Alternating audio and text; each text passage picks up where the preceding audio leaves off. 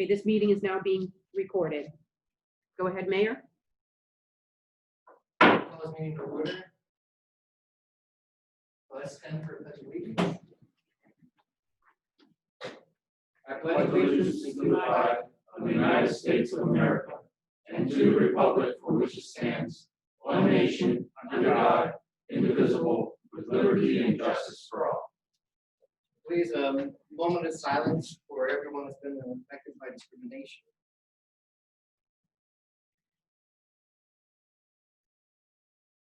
Thank you. Please have a seat.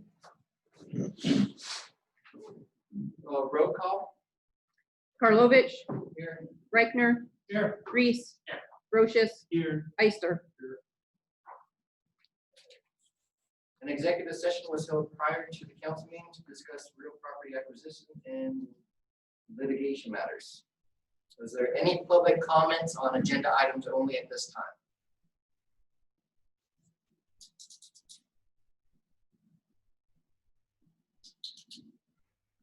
Hearing none. Because it's electronic, I want to give, like, because of the delay.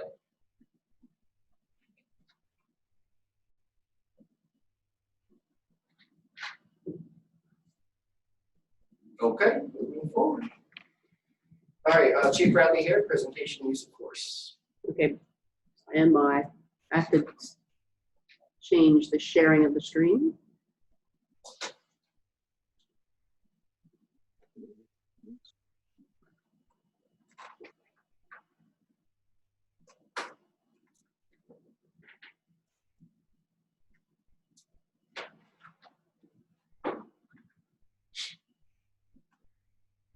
Nope. It takes a minute.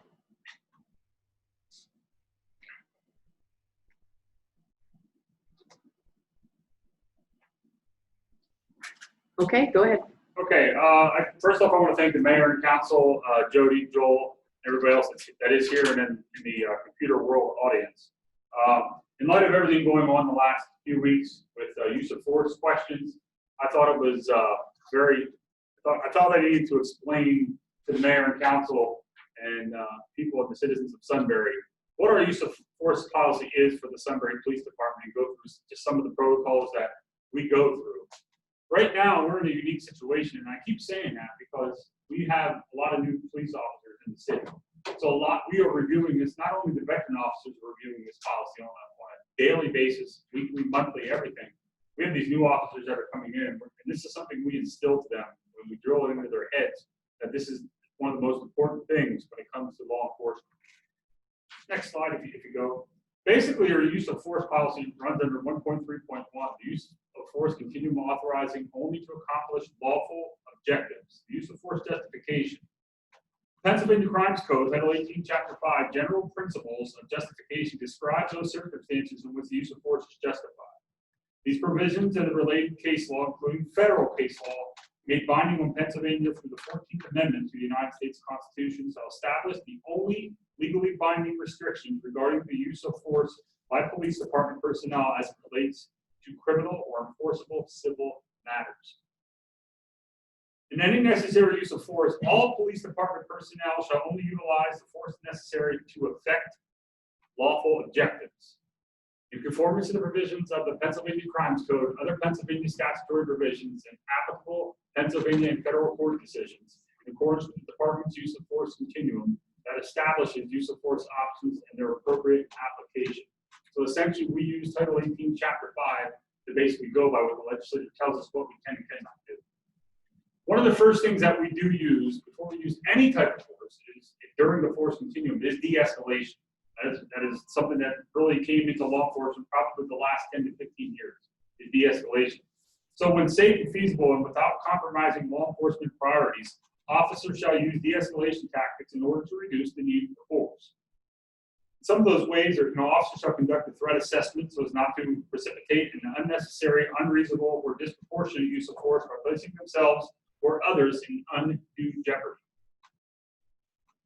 Team approaches to de-escalation are encouraged and should consider officer training and skill level, number of officers, and whether any officer has successfully established rapport with the subject. Basically saying that that's what we try to say when we go to either domestic violence calls or any type of disturbances, we try to go in at least too deep. With our small department, sometimes it's tough with handling calls to call, but we prioritize what we're doing, and we always recommend that you go in too deep with somebody just for safety reasons alone, for not only the officer, but for the citizen. Where officers use a team approach to de-escalation, each individual officer's obligation to de-escalate will be satisfied as long as the officer's actions complement the overall approach. Selection of de-escalation options should be guided by the totality of the circumstances with the goal of attaining voluntary compliance. So a lot of the things, like we say, a lot of times an officer will get on scene, or a lot of citizens don't know some of our newer officers, but they recognize myself, or Sergeant Bremergen, or Corporal Slack, and right away they're going to want to talk to us. And unfortunately, we're in the supervisory role, so we try to get the officers to, we see how we were also, when we're on scene, we're also trying to reevaluate and supervise them and see what they're doing. A lot of times they want to come talk to us, and we'll talk. We try to de-escalate everything that's going on.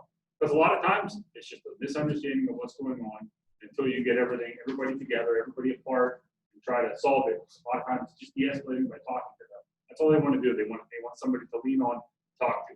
So that's why a lot of times, the veteran guys, and myself, Slack and Bremergen, they flock to us because we've been here the longest and they know us. And they know what kind of officers we are. You know, they know they can talk to us and deal with us. The City of Sunbury Police Department has established the use of force continuum composed of 9 levels of force. Doesn't mean each one of these this is the way it has to go. This is where you start, and it could change at any point in time depending on the situation.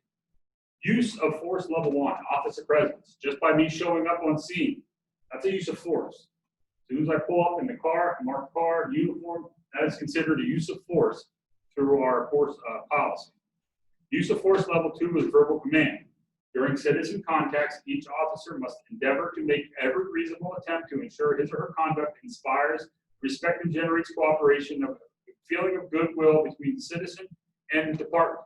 That is instilled in our officers every day. Treat everyone, no matter who they are, with respect, and you'll get a lot further once you do that. The manner and form which officer speaks to an individual can be effective means of exerting control over the situation. Verbal control may be in the form of advice, persuasion, admonitions, or orders. The volume and tone of the officer's comments may also be an effective tool to assume control over a situation without having to progress to any higher level of force. The use of profanity or disrespectful or argumentative conduct on the part of the officer is never acceptable. Let's be real. It happens. We have officers sometimes, they do get a little aggressive when they're trying to talk to somebody. It does happen. We're human. We get angry too. We get upset. It's where do we take that anger and aggression on the citizen, maybe needing help or something like that. I'm not saying it's perfect. None of this is perfect, but we try to refrain from using disrespectful language, profanities, and stuff like that. Does it happen? Depending on the situation, what's going on, it does happen. And we try to either counsel the officer, the language they use. Does it happen every day? No. Depending, again, on the situation. I'm not saying it's right. We're not perfect. We're human.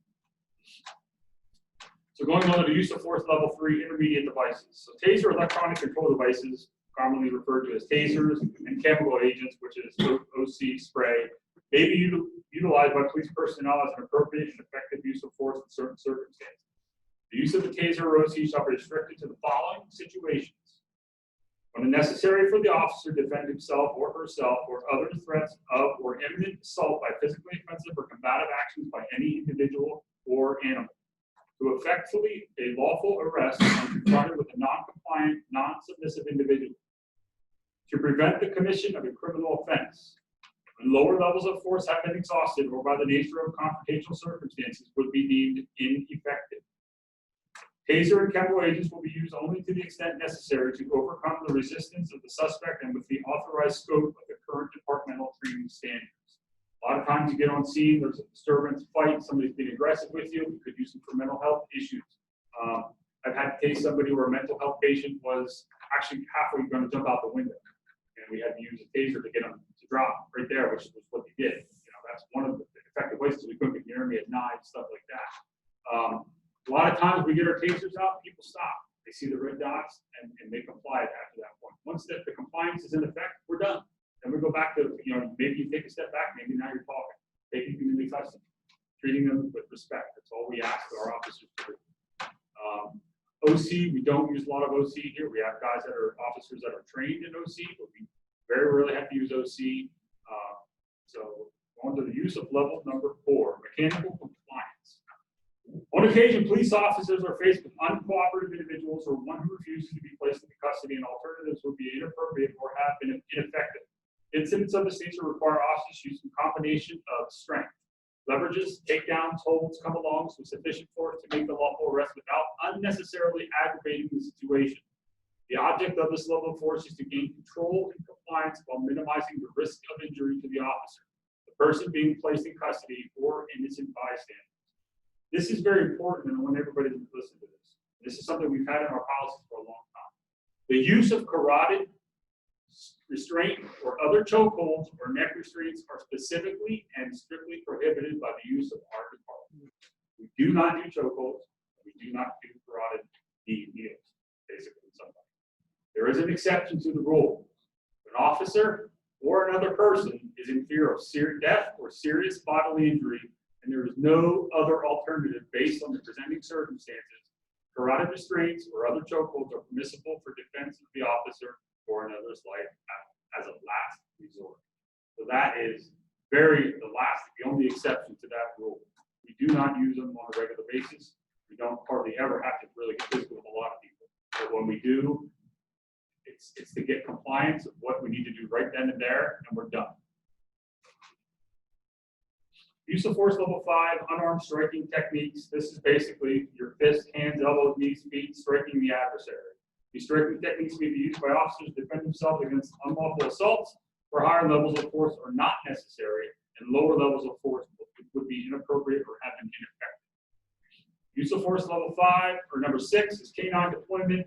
We used to have canine, but we still have it in our policy in case the canine does come back, or we use in other departments with their canine, so we kind of give that canine officer that comes into our jurisdiction, if we can kind of give them an overview of what we're looking for. So I'm going to just skip over that real quick.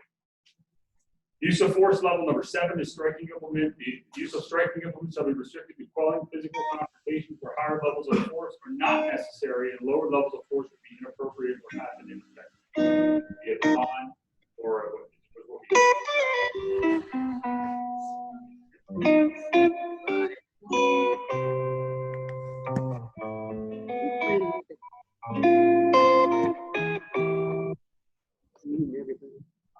So, use of force level number 8, less lethal munitions. That's essentially your beanbag rounds. We do not have rubber bullets. We have beanbag. We do have a beanbag shotgun, I believe still, but I don't think we've ever afforded it. Still sitting in our vault. Use of force level number 9, deadly or potentially deadly force. An officer will utilize deadly force only when legally justified and when they need to do so, strong and compelling, only as a last resort. When lower levels of force have been ineffective or would be inappropriate given the threat level confronting the officer. When a firearm or other form of deadly force is used, it must be with the realization that the death of another human may occur. Section 1.3.2 of our rules and regulations relating to the use of deadly force shall be the controlling policy of the police department as it relates to the use of deadly force. The section, as well as the policy disclaimer, the section, as well as other general orders, are explanatory in nature and are intended as a guide for departmental personnel in accomplishing their mandated lawful objectives. It shall not be considered or construed to create a higher standard than provided by law. So we still have to go by what the law says.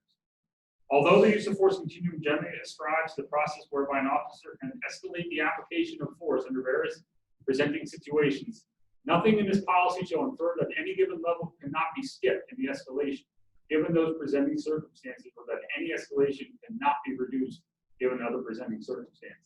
So if we're in a situation where we're talking to somebody and they pull out a gun, or a knife, or a deadly weapon against another person or another officer, you're not going to use the taser, you're not going to use whatever, you're going to skip. That's why I said it's depending on the situation that you come up with, is what you use deadly force. Under the use of deadly force, again, this is under Title 18. The peace officer, law enforcement officer, as defined in Chapter 5 of the Pennsylvania Crimes Code, Title 18, Section 501, shall only use deadly force when necessary and justified to effect lawful objectives in confirmation to the Pennsylvania Crimes Code, other Pennsylvania statutory provisions, and the Pennsylvania federal court decisions. Untitled Chapter 5, Section 508, subsection A, relating to the use of force in law enforcement, provides for the lawful and justified use of deadly force by a police officer only when he or she believes that the action is in defense of human life, including the officer's own life, or in defense of any person that be imminent danger or seriously physical injury, or when he or she believes both that such force is necessary to prevent the arrest by being defeated by resistance or escape, and the person to be arrested has committed or attempted for a forcible felony, or is attempting to escape and possesses a deadly weapon, or otherwise indicates that he or she will endanger human life or inflict serious bodily injury unless arrested without delay. That comes down to Tennessee versus Garner. That's where they got our guidance comes from that, where they had a male that was breaking into a home, jumped the fence, they chased him, shot him in the back, he didn't have a weapon. So even though it was a felony, because it used to be all felonies were like you can just shoot if it's a felony. You have to be able to justification that they had a deadly weapon. So that's where we get our guidance from Tennessee versus Garner. Prohibited use of firearms. Officers are prohibited from discharging firearms under the following circumstances. One, when it appears that an innocent bystander or other officers are likely to be injured by the officer's firearm discharge. For the purposes of discharging any firearm into the air or ground, warning shots, and an attempt to cause a fleeing subject to stop or surrender. Do not do warning shots. Firing a weapon at or from a moving vehicle, since it is rarely effective and extremely hazardous to innocent persons. Do not. Like on TV, you see them shooting at cars, going down the Wild West. We don't do that. We just don't do that. There are exceptions to the rules. We've had that happen here.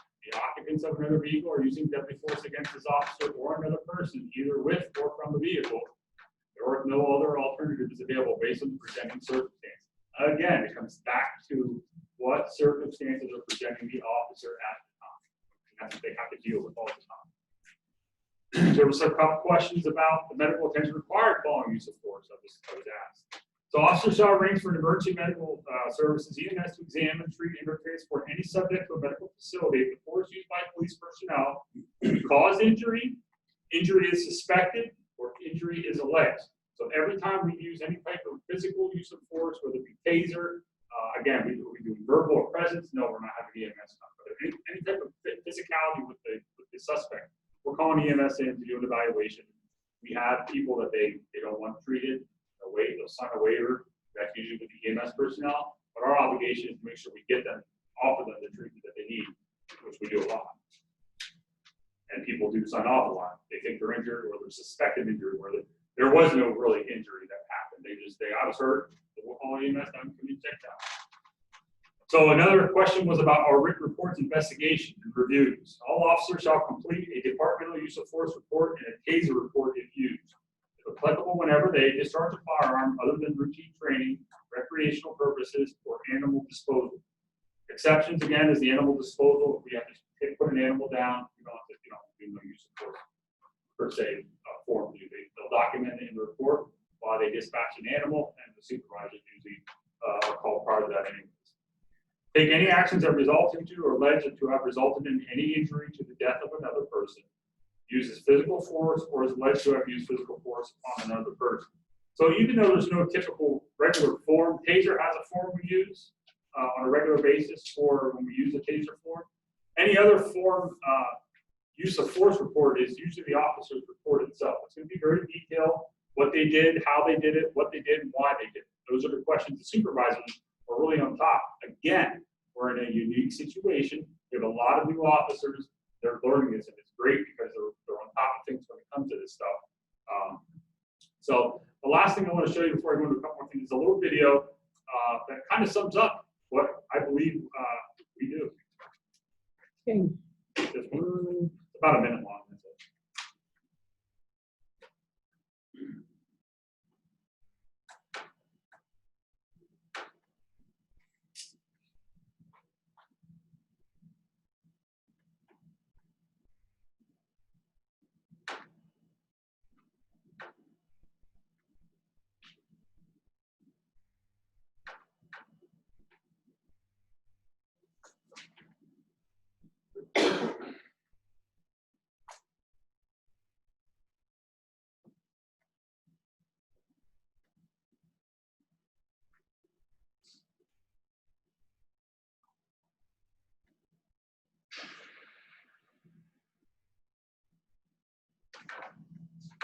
Gordon Graham here with today's tip from Lexington. And today's tip is for law enforcement and corrections officers, and it's about chicken wings.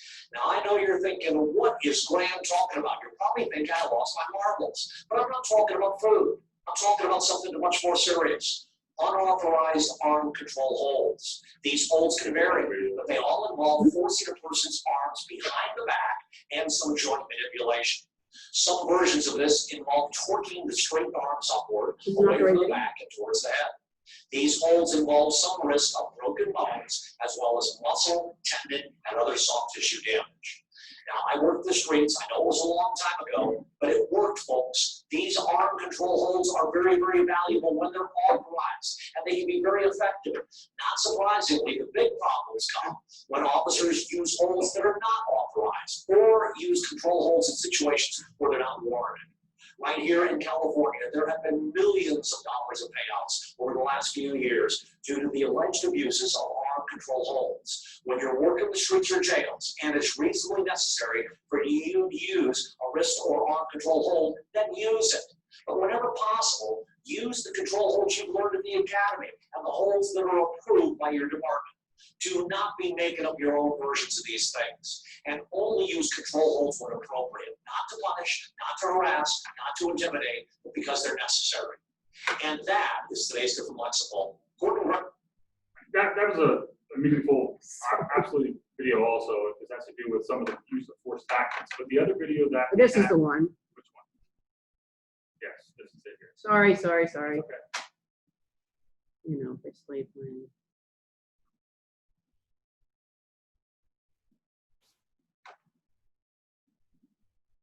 Gordon Graham here with today's tip from Lexington. And today's tip is for law enforcement and custody officers, and it deals with our obligations related to excessive force.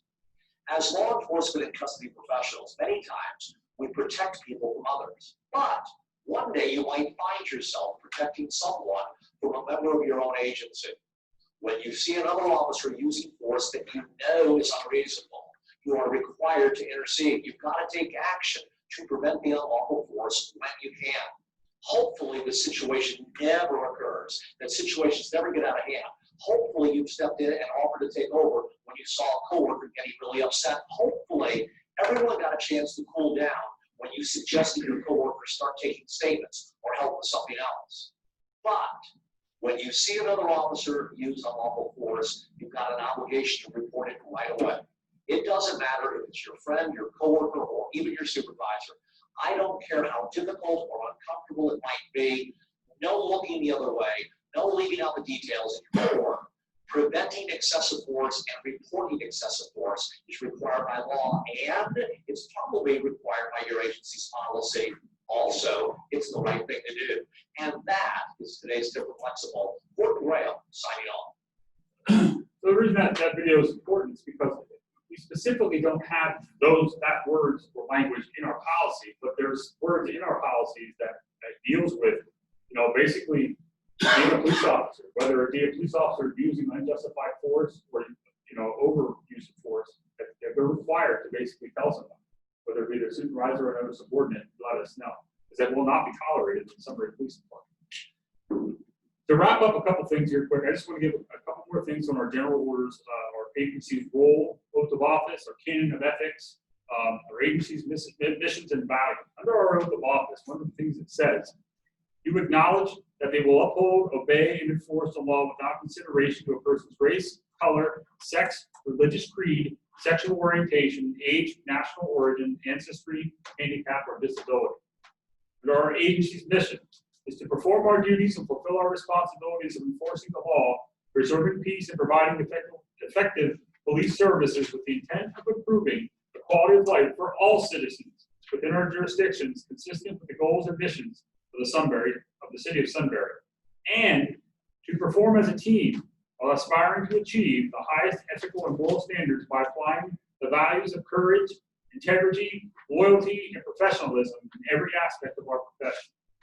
Our value statements also are service to the community, integrity, respect for diversity, responsibility and accountability, and also professionalism. Under our canon of police ethics, we have the primary job responsibility, limitations of authority, duties to be familiar with the law, responsibilities of self and other public officials, utilization of proper means to gain the proper ends. And one of the things under that I highlighted is, if the law is to be honored, it must first be honored by those who enforce it. And that means that goes deep within our department. Cooperation with public officials in the discharge of their authorized duties. Private conduct. 7, conduct toward the public.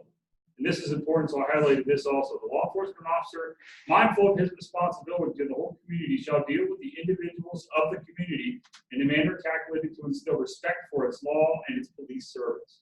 So those are the few things in our canon that I thought it was very important that the council needed to hear.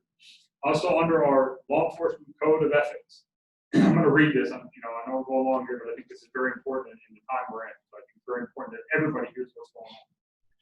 Based on our law enforcement code of ethics, as a law enforcement officer, my fundamental duty is to serve the community, to safeguard lives and property, protect the innocent against deception, the weak against the oppression or intimidation, and the peaceful against violence or disorder, and to respect the constitutional rights of all with liberty, equality, and justice. I will keep my private life unsullied as an example to all, and will behave in a manner that does not bring discredit to me or to my agency. I will maintain courageous calm in the face of danger, scorn, or ridicule. Develop self-restraint. Be constantly mindful of the welfare of others. Honest in thought and deed, both in my personal and official life. I will be exemplary in obeying the law and the regulations of my department. Whatever I see or hear of confidential nature or that is confided to me in my official capacity will be kept ever secret unless revelation is necessary in the performance of my duty. I will never act officially or permit personal feelings, prejudices, political beliefs, aspirations, animosities, or friendship to influence my decisions. With no compromise for crime, with the relentless prosecution of criminals, I will enforce the law courteously and appropriately without fear or favor, malice or ill will, never employing unnecessary force or violence, and never accepting gratuities. I recognize the badge of my office as a symbol of public faith, and I accept it as a public trust to be held so long as I am true to the ethics of police service. I will never engage in acts of corruption or bribery, nor will I condone such acts by the other police officers. I will cooperate with all legally authorized agencies and the representatives in the pursuit of justice. I know that I am alone and am responsible for my own standard of professional performance, and will take every reasonable opportunity to enhance and improve my level of knowledge and competence. I will constantly strive to achieve these objectives and ideals, dedicating myself before God to my chosen profession, law enforcement. So we also have our oath of honor in there that everybody has taken. On my honor, I will never betray my badge, my integrity, my character, or public trust. I will always have the courage to hold myself and others accountable for our actions. I will uphold my Constitution, my community, and the agency I serve. So those are some of the things that our new officers, even our veteran officers, we revised these policies and procedures over the last 2 to 3 years. There's a lot of work put into them from former Chief Miller. He had a lot of say in a lot of these, and then the union members, Officer Slack, Corporal Slack, myself, Sergeant Bremen, have made a lot of dealings with trying to get these, make the police department better. And there's a reason we did this, because like we've said before, we're in a unique situation. We have almost a whole brand new department. We're getting a new building, and our end goal is accreditation to make the police department a very great police department in the 21st century. And some of the things that you go back and listen to the governor last week, he decided he wanted to bring up about the 21st century policing by Barack Obama, and I had a very heated conversation with the mayor about this because I saw it when it came out.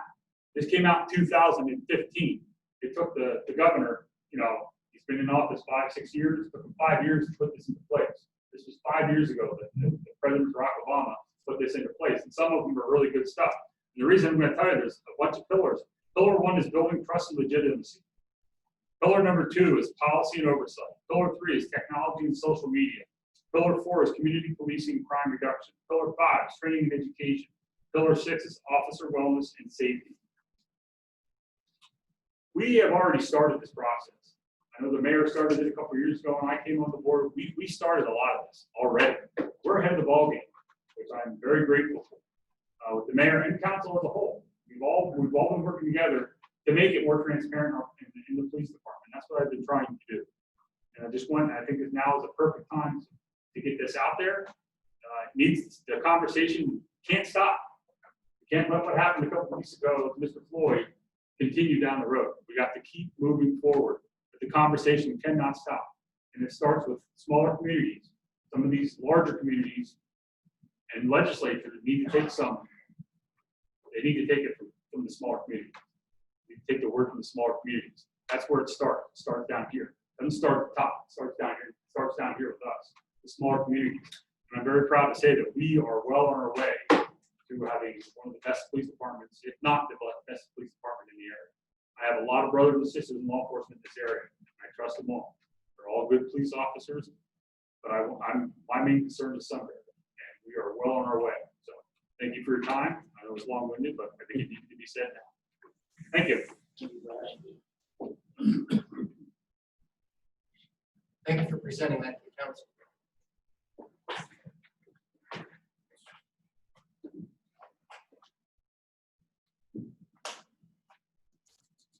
Make a motion to approve the minutes of May 11, 2020, and the reports of the fire department, police department, treasurer, engineer, code office, health department, and planning commission. Do I have a second? Second. Reichner, Okay, on the tax exoneration report. No. Oh, I'm sorry. Yes. okay. Reese, Yes. Brochus, Yes. Ister, Karlovic. Yes. Now There are 12 requests for tax exoneration. 8 of them are deceased, 2 are non-residents, 1 is paid elsewhere, and 1 is SS5, totaling $1,351.18. So I make a motion that we accept those requests. Second. Reese, Yes. Brochus, Yes. Ister, Yes. Karlovic, Yes. Reichner. Yes. I am seeking approval to pay invoice vouchers payable report for the general fund of $107,797.40 and liquid fuels of $309.22. I make a motion that we pay those bills.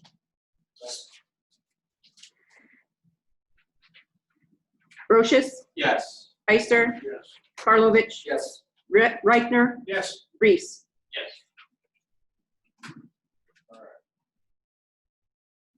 So I have a proclamation to present to council. Whereas the city of Sunbury supports the rights of every citizen to experience equality and freedom from discrimination and harassment. And whereas all people, regardless of age, sexual orientation, gender identity, race, color, religion, marital status, national origin, or physical challenges have the absolute right to be treated fairly with respect.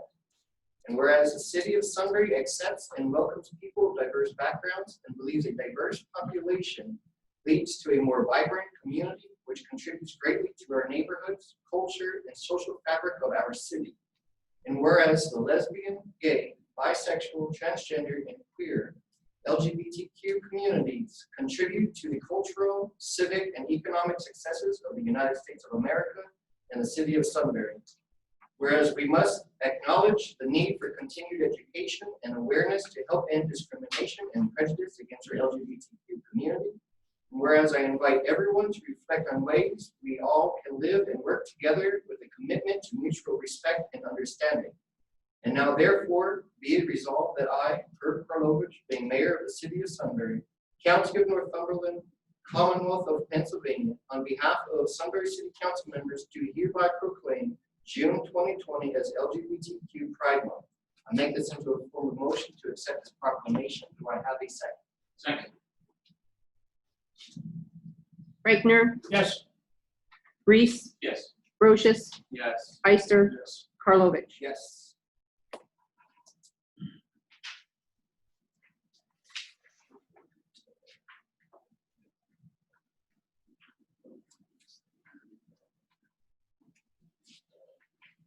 So we did receive some information from one of our local breweries in town regarding, they contacted the PLCB regarding having outdoor open containers, and the PLCB does require a letter of some sort of from the municipality allowing this. So I would I would make the recommendation to City Council to pass a resolution to allow for citywide a waiver to the open container ordinance, as we have done so in the past for several events that have had no incidents regarding same. This will help facilitate the businesses to adapt even more under the current circumstances while assisting them to prosper. This will ensure that our residents and visitors who come to enjoy our downtown district and walkable community have a safe place to do so while promoting responsible alcohol consumption and not drinking and driving. All other laws will be still in effect, as you cannot have an open container in your vehicle or be drunk in public, and any other law in relation to alcoholic beverages. The businesses with liquor licenses would need to assure themselves of their ability to provide alcohol for off-premise consumption. All open containers in the public containing alcohol shall be in non-glass containers, no larger than 24 ounces. The open container waiver is only in effect during the hours of 7 a.m. through 11 p.m. This waiver will be effective immediately and expires at 11 p.m. on August 31st, 2020. Nothing in this motion shall prohibit the Sunbury City Council from meeting at a regular scheduled council meeting to discuss updates regarding this waiver and to make changes as needed to ensure for the safety of the community. The city will post a public notice in the daily item on the city's official website and Facebook page of the initiation of the open container waiver with adequate information, and again when the waiver expires for public awareness and transparency. I'll make this into a formal motion. Do I have a second? Second. Brochus, Yes. Ister, Yes. Karlovic, Yes. Reichner, Yes. Reese. Yes. Mayor, just a comment on that quick, just so businesses understand. The LC did send something out to like a lot of establishments that they still have to put their application in for it. They still have to apply by their rules, even though the city's done their part. The businesses still have to apply for that special application to have it. And what I know that I think they're waiving the fee actually until the pandemic is over.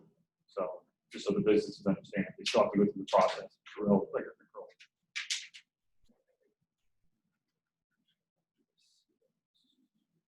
All right, and the next one is to discuss the outdoor seating options for our local businesses. Our current ordinance, the Sunbury Street obstructions 145-1, it does allow businesses to acquire a permit from the city clerk's office at a cost of $10 per month. All material or objects must be arranged in such a manner that the walkway is kept clear for a distance of 5 feet from the curb line and 5 feet from the edge of tree planting sites. I do enjoy seeing our businesses adapting and allowing for the outdoor seating. But what I have seen so far is that the outdoor seating that is taking place is extremely near the curb line and the vehicles that are parked within, causing a safety concern. I would like for us to discuss safety measures so that we can put in place to help our businesses to ensure that the safety of their customers and to city residents and visitors. I would recommend to allow the businesses to set up temporary tables or serving areas within the city parks or municipal lots that must be removed when the business is not open for service, or allow limited blocking of a parking stall that is directly connected to a business storefront in a sidewalk sitting area during business hours. That way they can utilize that actual curb line itself while maintaining that 5 feet buffer space between each of the sitting. And when I'm talking about limiting the blocking, I'm talking about the angled portions coming in directly in front of the storefront windows of the actual business that is allowing the outdoor sitting. So if they have a table here next to the curb line, that parking stall would be blocked with maybe a cone. That way the vehicles aren't pulling in and accidentally hitting the customer sitting near the curb line. So if there is not a table at the curb line, utilize that parking space. But if there's going to be a table there, we got to block that off for safety reasons. That's all I have on this. I would like to open it up for discussion and to come up with a resolution for the businesses. Didn't we waive that permit fee years ago? Outdoor seating. I think we did. It's still in the ordinance that it's $10 a month. We had that changed because we tried to invite businesses, restaurants back in those days to have seating out, and basically dropped to 10. Similar time when Pizza Place, new one opened up there. You know, It's pretty nice when we decided that. Okay, so how does the council feel regarding allowing them to utilize the curb line since the ordinance states otherwise? and for blocking the actual parking stall at the curb line if they're utilizing that for safety reasons. I like it to the point, even more than one stall for that afternoon or evening. I'm just concerned, make sure it's properly marked. Nobody by mistake pulls in. And that's why that's why I like the permit process. It's only $10 a month, but that gets the businesses to come in so that the city can ensure that that business is receiving the proper information regarding safety reasons. Really explain how that has to be marked. And if the business is going to be the people that block it off, it's not going to be the city's responsibility, it will be the city's responsibility. We should, because that is. Well, I'm just going to ask Joel. If we block on, we might be. I have a couple comments. Okay. One thing is, if we're going to allow the tables to the curb idea, okay, what I don't think we should do is only block the parking spots in front of the table area. Because, for example, if you have a restaurant and it has 4 tables deep along the front of their restaurant, extending near or to the curb, I think you have to get away with parking anywhere in that area because of ingress and regress. You gotta allow people to pass by. So people that can't use the sidewalk, that are walking down the sidewalk, have to be able to go out into the parking area to walk around the tables. So I wouldn't just limit the tables to where I wouldn't just limit the blocking to exactly where the tables are. I'd limit it to the entire area that's basically used by that restaurant. Potential with, so it's 5 feet. If they're gonna put tables out, they still have to put 5 feet of walkway no matter where on. But what I'm saying is, I don't like the liability of saying people have to step off the curb, walk where there's no They wouldn't car. have to walk off the curb, what I'm saying. So our ordinance says that if they're gonna put tables out, there still has to be 5 feet of sidewalk. That's not what he's saying. Yeah. Oh, I'm sorry. I thought you were saying put it out to the curb. Yeah, no, so our current ordinance, I it apologize. doesn't allow the businesses to set up at the curb. The wording of the ordinance is they have to be 5 feet from the curb line. Right, I But I'm understand. seeing businesses setting up tables along the business Right along itself and along the curb line. Understood. And when they're putting it along the curb line, all the vehicles are still parking bumper to the table. Right, and what I'm saying is, I think you can't allow any vehicle parking where the tables are along the, You're saying if they say they start here and then here, the whole section has. even if the tables are 5 feet apart, you can't block this one and not this one, and then this one, not this one, because you're gonna force pedestrians to go up, down, and if somebody falls, that's No. our fault. No, Pedestrians still don't have. Pedestrians are still walking on the sidewalk. They all, So Yeah, it's the sidewalk is tables still against, open with ADA. tables against the building. now I understand, okay. Tables- Should have brought it, I need a whiteboard. Yeah, so that we're clear, it's either tables along the curb or tables along the Or, restaurant. Or both if there's Staggered. enough to go walk in between. as long as there's 5 feet. of space. Steve, I can't do anything with independent right of way from them. what do you mean, as far as the spots? As far as in the parking spots, that's independent right of way, you can't do that for. We can. block Can't put a our cone own in the city spot? parking stalls. We do it all the time. I thought PennDOT roadway didn't stop. Yeah, we do. PennDOT right of way extends almost out to the face of the building. If they want, they can go through, they can. Oh, they were charging fines. No, I have the maps on it, the PennDOT right of way is clear out. But then when we I'm do- just saying, if we're gonna try to do something in the street, No, not allow them to sit there. We're just shutting the stalls off like we normally do with the bags, no Just no parking. parking. Or a safety buffer for the vehicles not running. Because they're gonna push the tables out towards the curb. and nothing in. okay, so. Get rid of the This parking this spots. will be no different than us shutting down parking. Where are people gonna park? That is what it is. You still would have, You gotta do it for everybody. yeah, and it still would be, so if we went with what Chris originally did was blocking off the space at the table. For instance, let's use McQueen, because they're one of those that's done it really nicely. I think there's only 3 or 4 tables long, but there's still other spaces. And then Why the don't we next, just allot some space for, out in Cameron Park? Well, that's the other part. And then you're, you know what I mean? Yeah, that's the other And part then of they what can park where they supposed to. So people aren't parking 4 blocks away to get there, and just give each one of them a designated area with, like, let's Brewery can have this designated area, the Queens can have this designated area. And we have to keep in mind, not every property on Market Street has outdoor sitting or is going to have outdoor sitting. So if we just block off those parking stalls in front of the actual business that has the outdoor sitting or is going to utilize this great option of putting out some tables and chairs for their customers on the sidewalk, it's only affecting the parking stalls that technically would be for people parking for that business.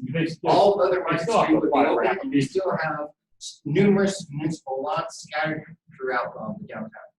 They still have to apply for an application, at least show the plan, correct? You have to apply for a permit, but there'll be no fee for the permit, is what you're saying. Back to using Cameron Park, you can't walk from Wiggins, buy a drink, and walk into Cameron Park with it. You can now. You can now. Yeah. LCB's allowing it? Well, Yes. you told me 192. 100, I don't want to be quoted, Yeah, but yeah. 100 and some ounces of beer, 1 cup of alcohol. That's how okay, let me be clear. The LCB, I don't want to talk about ounces, okay? But the LCB, through the governor's office, have released guidelines that are allowing restaurants to sell alcohol and to go. So before you weren't allowed to sell mixed drinks to go. You can sell a mixed drink to go as long as it's closed, okay? Somehow closed. So if they want to take that drink, leave McWiggins, let's say, walk across the street to the park and open it, they're allowed to do that. They can do that, but there's still an open container. Well, that's We what, just waived they it. just waived the, You're rating it for the whole city. right, Okay. Yeah. I was like, wait, there's still a yeah, they just container. waived that. So that counts for wine, mixed drinks, and beer. Oh. Okay. Well, I think that There was was part a of the. couple I think you can use it. So the idea of setting tables shouldn't be, like, let's say a group of businesses wanted to come together and they sold a table, set up some tables. There's no anybody sitting on them. It just so happens, maybe they work for the business, maybe they don't. It's more of just allowing more seating within the park. But I don't think you can get into where we're roping off sections of Cameron Park and saying this is for you, this is for you can't put anywhere else. But if we just put more tables in and let's use McWiggins as an example, let's say every seat's full there, they can say, hey, you can order from us, we'll bring it, and you just gotta take it across the street, you can just wherever you want. And then the same thing I think you do with Stroh Alley, for you've got the squeeze in, Frank Melly's and all those businesses up there. You let them put tables in Stroh Alley. It's the same setup. You want to go sit? Yeah, they supply tables that are. They just tell us they're doing it. It's up to them. The one thing I want to be clear about, and I'm not the solicitor for all the restaurants and bars. They have to make sure of their own laws, okay? I'm just saying that I think as a city council, in order to move forward with your thought process, you should know, one very clear thing is that the restaurants can't walk a mixed drink out to even though it's closed. People are still gonna have to go into the restaurant to get an alcoholic drink, leave with it and open it when they reach their destination, okay? So the outdoor seating, so they have to go, let's say McWiggins example again, so they have to go into the bar and they have to leave with it themselves. Right. The bartender can't bring it out to them. You got it. That's what I'm saying. They can with food, but not But with not with alcohol. alcohol, Right. whether it's a mixed drink, Right. beer. That's whatever. my understanding. And again, I'm not telling any restaurants or bars what to do, but I'm telling you guys that my understanding of the law is any patron is allowed to go into the establishment, order a whatever, and leave with it in a closed container and open it when they get outside.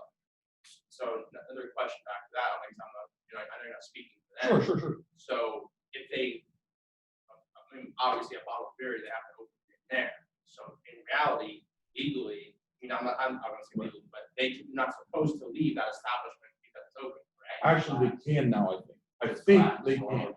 Yeah, that's what the businesses have to apply through the DLCD, it's kind of like how we. For a new permit. Well, if I can just chime in real quick, because I have fun. If an outside area of a restaurant, retail, or dispensary, hotel license is licensed, and the service of food and alcohol there is permitted. If the outside area is not licensed, then the service of food is permitted, but the service of alcohol there is not permitted. However, patrons may purchase up to so many ounces of beer to go on the licensed premises, then carry it to and consume it on the unlicensed service area. But that pertains to, like, let's just say McWiggins has their bar area. their building is their service area. Now they apply for their permit and they say, well, we want the corner of Market and Third to be our service area. We're asking for an extension on our area. That is the area they can serve, or people can go and drink. They just can't take it out and walk across. And I know what the city's trying to do, but they can't just walk it across and walk down the street and start drinking. That's not considered. You can do anything. If the city's going to waive, if the city's going to do their urban container waiver, that's different. I don't know how that applies to that part of it, but what they're talking about is the licensed area, like I'll use the Americas as an example. We have a social hall. That is the area where we are allowed to sell, serve, and drink and consume. If we wanted to, we could expand it to maybe, let's say, our truck floor and say, well, we want to use that now. We have to apply for the permit, then we could sell it, and people could walk out onto the truck floor and drink it now with no repercussions from the LCE, as long as we got the permit. That doesn't mean we sell it, and then they can go walk down the street, sit on the park wall, and drink it unless the city would waive it. Yeah, they can do that, but it's their license. They're talking about the licensee's area. It's not their area. You know, if you have a spot, you have to specifically draw out your map on your liquor control license or your licenses. You have to draw the area basically where you're serving and letting people consume. What the liquor control is saying is, we're going to let you apply for it and waive to expand your area that is attached to your current building, not all over the place. So they have to do that before they even come to us. Our assumption, they come to us for our permanent outdoor seating. They still have to They've apply already for done it. liquor control. That they've already done. But that. We're not mine. Cameron Park has nothing to do with it.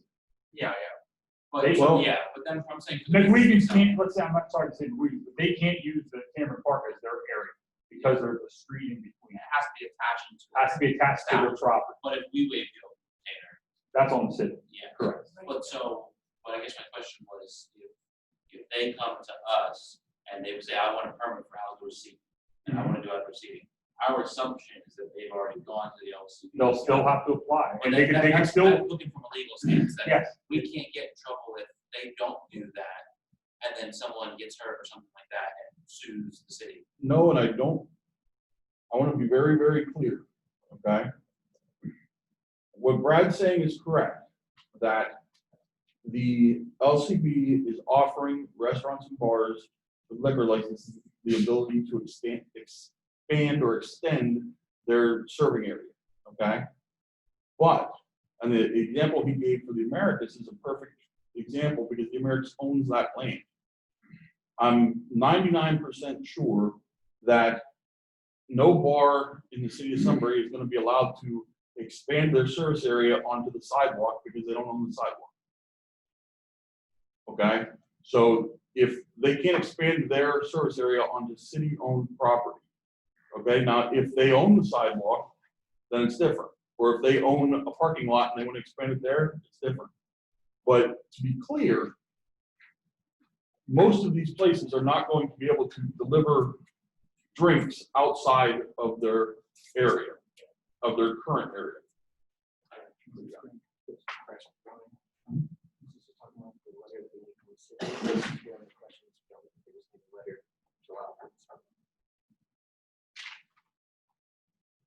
It's still going to be on liquor control to say yes or no. Yeah, it's on the business itself, just to make sure that. they're But okay. the liquor control can still come back and say, you don't own that sidewalk, you can't sell alcohol out there. Well, Okay, it's serve different with what the governor did, what Joel was saying. We put in the open container now, we just did that. They go in, they buy it to go. They carry it out, and they sit at their table. They sit at their table, that's on them. Yeah. But we're just saying that, we'll say, for example, the Quick is on the sidewalk, for example. I'm just saying. Liquor board control doesn't say they don't own it and they can't expand their service out, that means they can't go out and serve. They can't, like, you people can't sit outside. at the table and say, I want a beer. They can't bring it out, you have You to go in, in, get it, and then come out. Cover container, you come out. All right. That's basically what they're saying. That's what you want to make That's what clear. the point I was trying to make clear. Thank you, John. Yes. Go ahead. My concern, my question is, what is the city's liability? If some injuries happen, or the culpability if there's an accident on like the sidewalk, or if we're not that open container, some guy's chugging something and somebody comes up and hits him. I don't think it's, All other laws are in effect.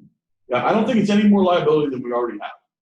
Because I don't think that there's any more liability for us having open containers than there is because they have to go back into the establishment to get served. That's up to the bartender. The bartender and the establishment are going to have the liability of determining when somebody is to the point of intoxication, not us. You got it. What I'm saying is, Jim was saying, he can take that container and walk over to the park, walk over while he's doing it. If he's not paying attention, whatever. I told him when he's doing this, and he gets hit with a car or something. So does the city have any liability in that? Because.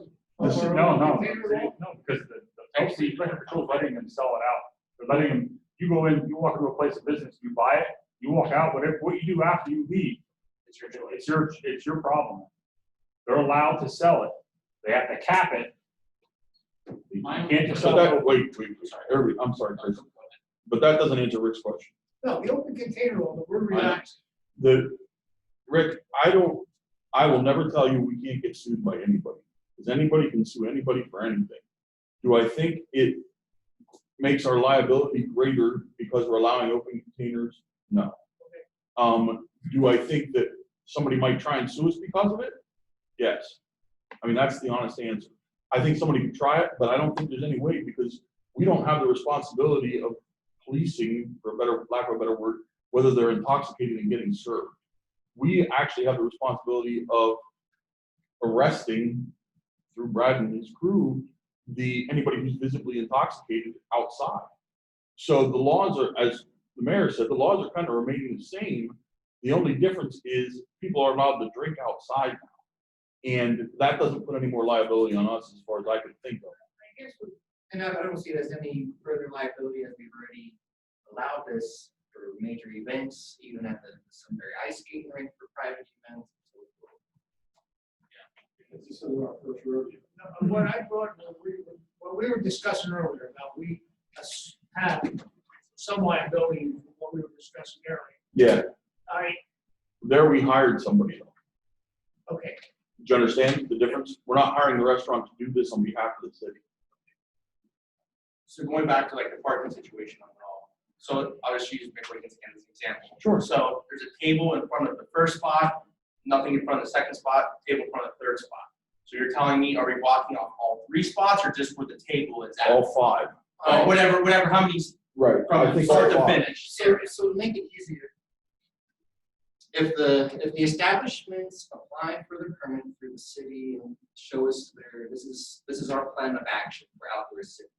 If they are only utilizing the sitting areas directly touching their buildings and maintaining that 5 feet from the curb line, utilize the parking stalls. If they choose to utilize the curb line and maintain that 5 feet buffer on the sidewalk still, then we remove all parking stalls in front of that storefront. To make sure nobody runs into them or Yes. whatever. that could be a deterrent to the business, because he's going to lose parking spaces for his clientele if he goes out to the curb. They have to make the decision, are they gonna lose parking spaces or are they gonna I didn't think about be this. closer to their, yeah. Yeah. Just like, We're also it's not- on green fund, it really is going to be better than she said. So, Yeah, but I still think that the outdoor seating thing is gonna be a thing here to stay for a while. I don't think that's. Yeah, gonna she's go away. all over. Yeah, they're waiving this permit fee until the pandemic is over. Yeah, I think that's gonna be sticks around after all this. Kurt, in our regulations, we require a copy of their insurance policy. I did not see that. I think we should. make We sure- absolutely should. And I'll tell you what, in fact, Jim, that's a great suggestion. Maybe what we should do is have them, if they're going to have outdoor seating on city property, they would name us as an additional insured on any policy they may have of up to at least, and Chris, I'll defer to you. Well, right now, pretty much any event, city property, we ask for $1 million. Yeah. Of Of $1 million of liability, so they name us as an additional insured if they want to put anything on city property. That's what we have to look at. Chris, this, I'm asking you, would there be any conflict, or you as an insured person, if I would come to you and say, look, we go outside now, we're going to move the alcohol and stuff onto the sidewalk. Then you're going to say it's going to be an extra fee for us. As a, for policy, Yeah. no, it wouldn't be an extra fee, it would basically as long as it falls within your realm of service based off your policy, you can do it. As long as your policy says you can serve outdoor seating or you can serve seating wherever, that would be But built into your that would policy. have to be designated in your policy, though, right? Yeah, but I don't think we should be asking for that, because basically all we're asking for is liability. And if they have liability on the business itself, and someone was to sue that because of the outside seating, the policy would extend liability. Any general liability is my understanding. Exactly. In $1 million with us deemed as an additional insured. It's the same way we can let a business serve alcohol or wine for best. And It's that the exact same. Sure, right, we try to do that with everything, even permits. Absolutely. There's nothing untoward or unusual about doing that. This isn't a permit that we've obviously collected. Probably, I don't know that anyone's ever come there. So we just need to make sure that we get their insurance when they apply for it. Are we asking for the LCB? I don't.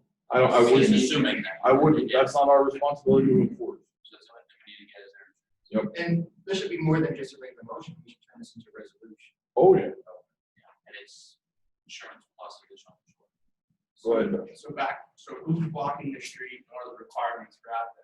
If they're getting a permit, I would say that falls on the city to block off those parking spots. I think we handle it like we do handicap parking spots. Application goes through Jody, and Jody talks to Steve, and then basically, hey, this has been approved, these spots need to be put.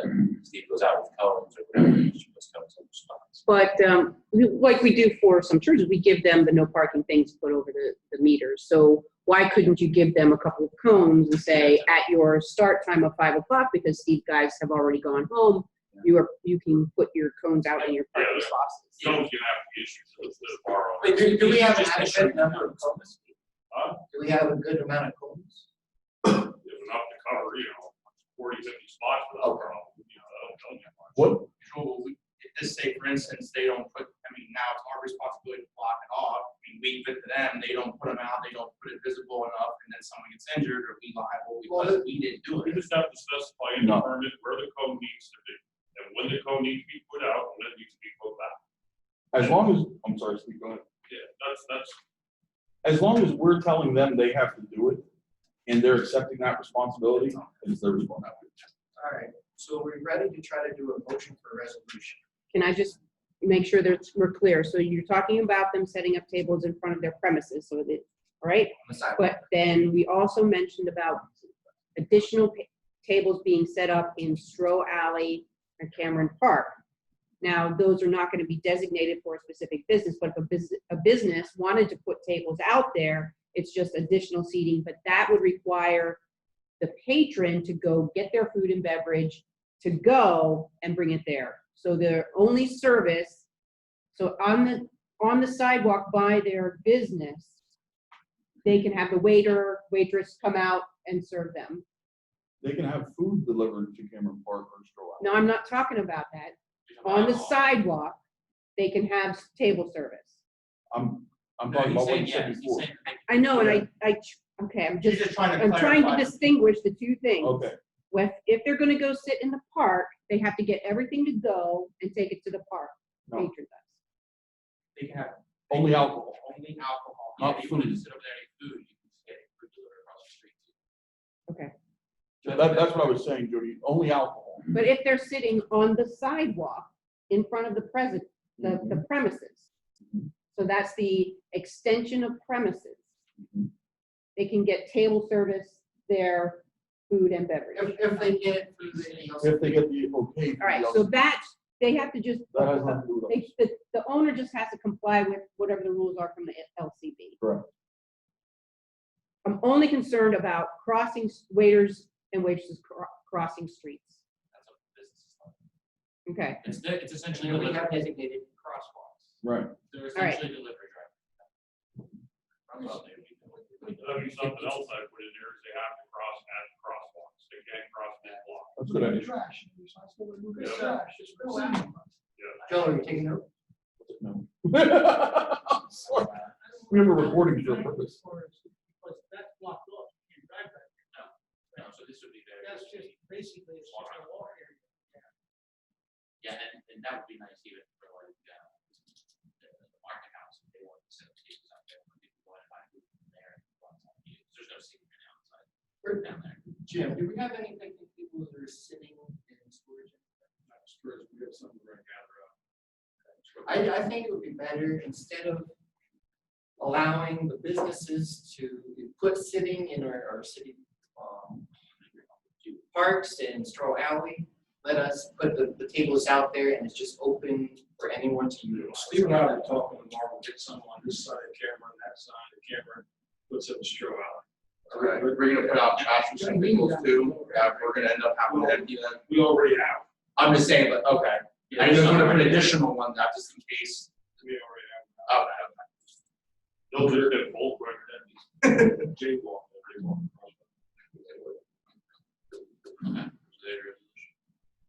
What do you think? I'm just thinking, give me 1 minute, okay, if you don't mind. We changed everything a whole lot, that's why I stopped taking notes, because everything keeps changing. I think that's good. I mean, honestly, I don't have a problem with it. The only other thing we had talked about was riverfront. We That would be no discussed different that. than any other park then. What's that? No, I'm saying if you wanted to put tables there, you would talk about wanting to do that at one point, I'm just reminding you. I don't care. I would be more worried about the tables right now for Market Street. I think if a business though, let's say, we just put a mobile food truck application. Now, let's say a food truck wants to set up down the front, set their own tables up outside the, I don't think that there's an issue, they just apply for the permit. There are tables down there and there's the amphitheater to sit at too. Those tables would be moved. Oh, you're moving them. Steve's gonna pick one tomorrow, put them in Cameron Park. Alright. But All right, you only have so many tables to go around. So you need to start somewhere. So let's try this motion for resolution. So summarize the resolution now, Joel. Alright, so Well, I think he's got it. Oh, you're, What's that? you gotta write it. Alright. Right away. So the businesses must come to City Hall to apply for the permit. The city will waive the $10 fee. The city will prescribe them the permit with the adequate information for liability reasons regarding the proof of liability insurance, picking up the trash by themselves, so forth. If the business is allowing outdoor sitting connected to the actual building, they do not have to shut down the parking stalls. If they choose to utilize the curb line, then they have to shut down the parking stalls, the entire length of their storefront where they have that outdoor sitting. Well, I'll just have to we'll set up the tables. And the city is setting up picnic tables throughout Cameron Park and Stroll Alley for additional sitting for everyone for use. That's first come, first served to get the tables. There's no reserving the tables. And when do you want it in effect? And is there an end date? When do you want it to take effect? And when is there an end date? Okay, effective immediately, expiring 11 p.m. August 30th. August 31st. All right, so that's a motion for resolution. Yes. Okay. Who's got a second? Second. Ister, Yes. Karlovic. Yes. Reichner, Yes. Reese, Yes. Brochus. Yes. May I make one other comment? And I know that you voted already. I just want, maybe for the public's curiosity to be satisfied, certainly you're reserving the ability to extend both of those resolutions after August 31st, dependent upon the COVID-19 situation and everything else that's going on. Yes. Would you agree to that? Right, right. I mean, they can be extended at any time. Just at this point, they're going to end August 31st, as far as we know. I just want to make sure that the code office gives out the proper information whenever business comes into that permit regarding the city requiring blocking off the parking spots. Yeah, cleaning up the trash and everything that way. It's in writing. We had it to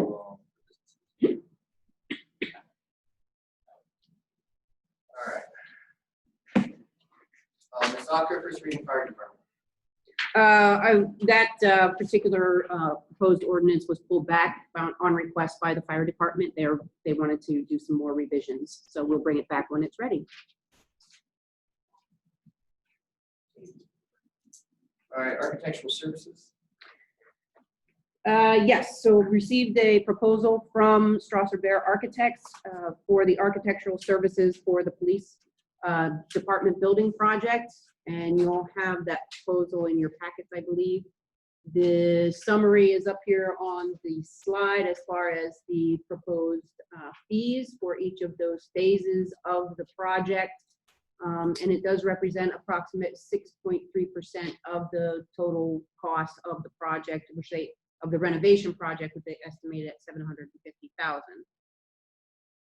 $750,000. So the council want to continue on with Strasser Bear as the architects for the project through completion. I noticed $250 reimbursement. I thought more of the work they had done prior for us was credited back to us. I'm sorry, I don't recall that. Yeah, the 4,000 or Did whatever, they- 5,000. Yeah, I thought once we went through all the phases, some of that was credited back. This is separate work from that. I understand that. But a lot of the work has been already done on those other phases. This work has the stuff in there. Are you talking about the design development section alone? Yes. Because the rest of it's new work. The design development is the only section that's maybe across, but I think there's still. But work that's to be much done. more detailed and involves engineering, which they don't do in the preliminary design. I think all I did was just draw. And the opinion of probable cost, which is usually just based on square footage and This cost Some would be estimates. brought into the USDA though? yes.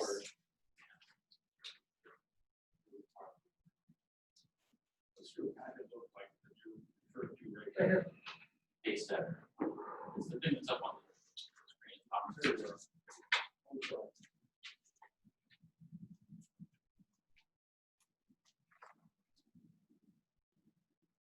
I think the reimbursables is us reimbursing them for additional. It's only $30,000. I'm not sure what that section is. I think that's what Jim's talking about. That's what I was it is. just trying to get more credit back to our cause. Well, that reimbursables, I think, Chris is right. That is, we're reimbursing them for things like copying and whatever. I'm taking a guess, but that's probably what. I don't remember discussing. So back in the $750,000 budget, that price drops in some way, correct? It's being based on the 6.3. What? The budget, that if the building comes in at 600,000, that's a drop. No. It says they need fee at 6.3 basis 750 budget. I think that's how So they do it. architectural and engineering fees. So when they are proposing to do the work, a lot of times the grantor or the like USDA is going to say you can't spend architect and engineering fees greater than a certain percentage of your overall project cost.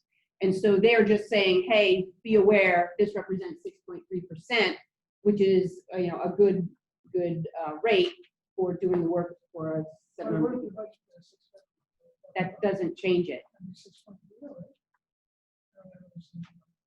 I think their fees are there. Yeah, the fees, If they they can come in just at show. 600,000, then it'll be a higher percentage. I think Right. they're doing that for grant purposes, just like Jody's saying. 'Cause on the back page, they break down what their hourly is, what they, the reimbursement expenses that Joel's talking about. And they probably estimated how many hours they have to use for each thing along the way. And then that's the charge.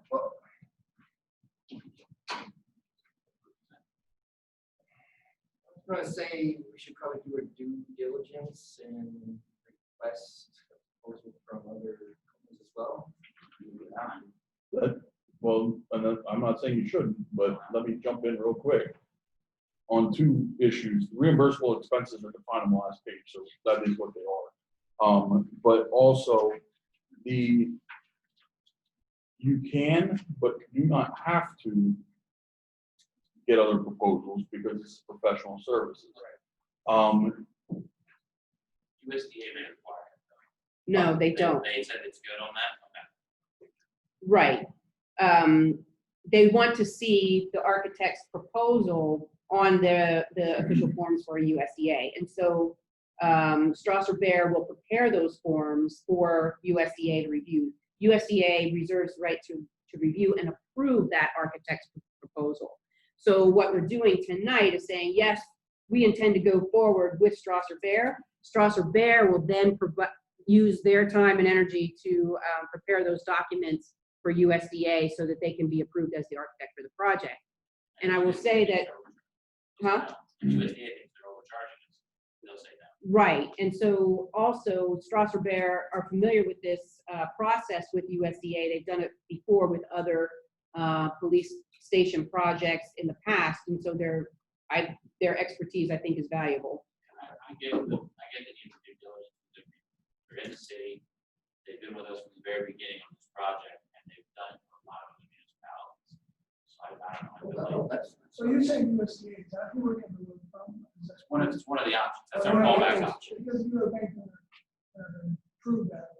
They're not gonna do the same general thing with USDA wants. If you go to Northern Bank or First They may National. not have the You're same gonna get a requirements. construction loan to get your site finished. Exactly, but then at that point, well, we have to go bid that. No, this is professional services. So Right. it's still. Well, it's yes, actually- that's certain, but I'm just wondering, Yeah, well, USDA said their guideline.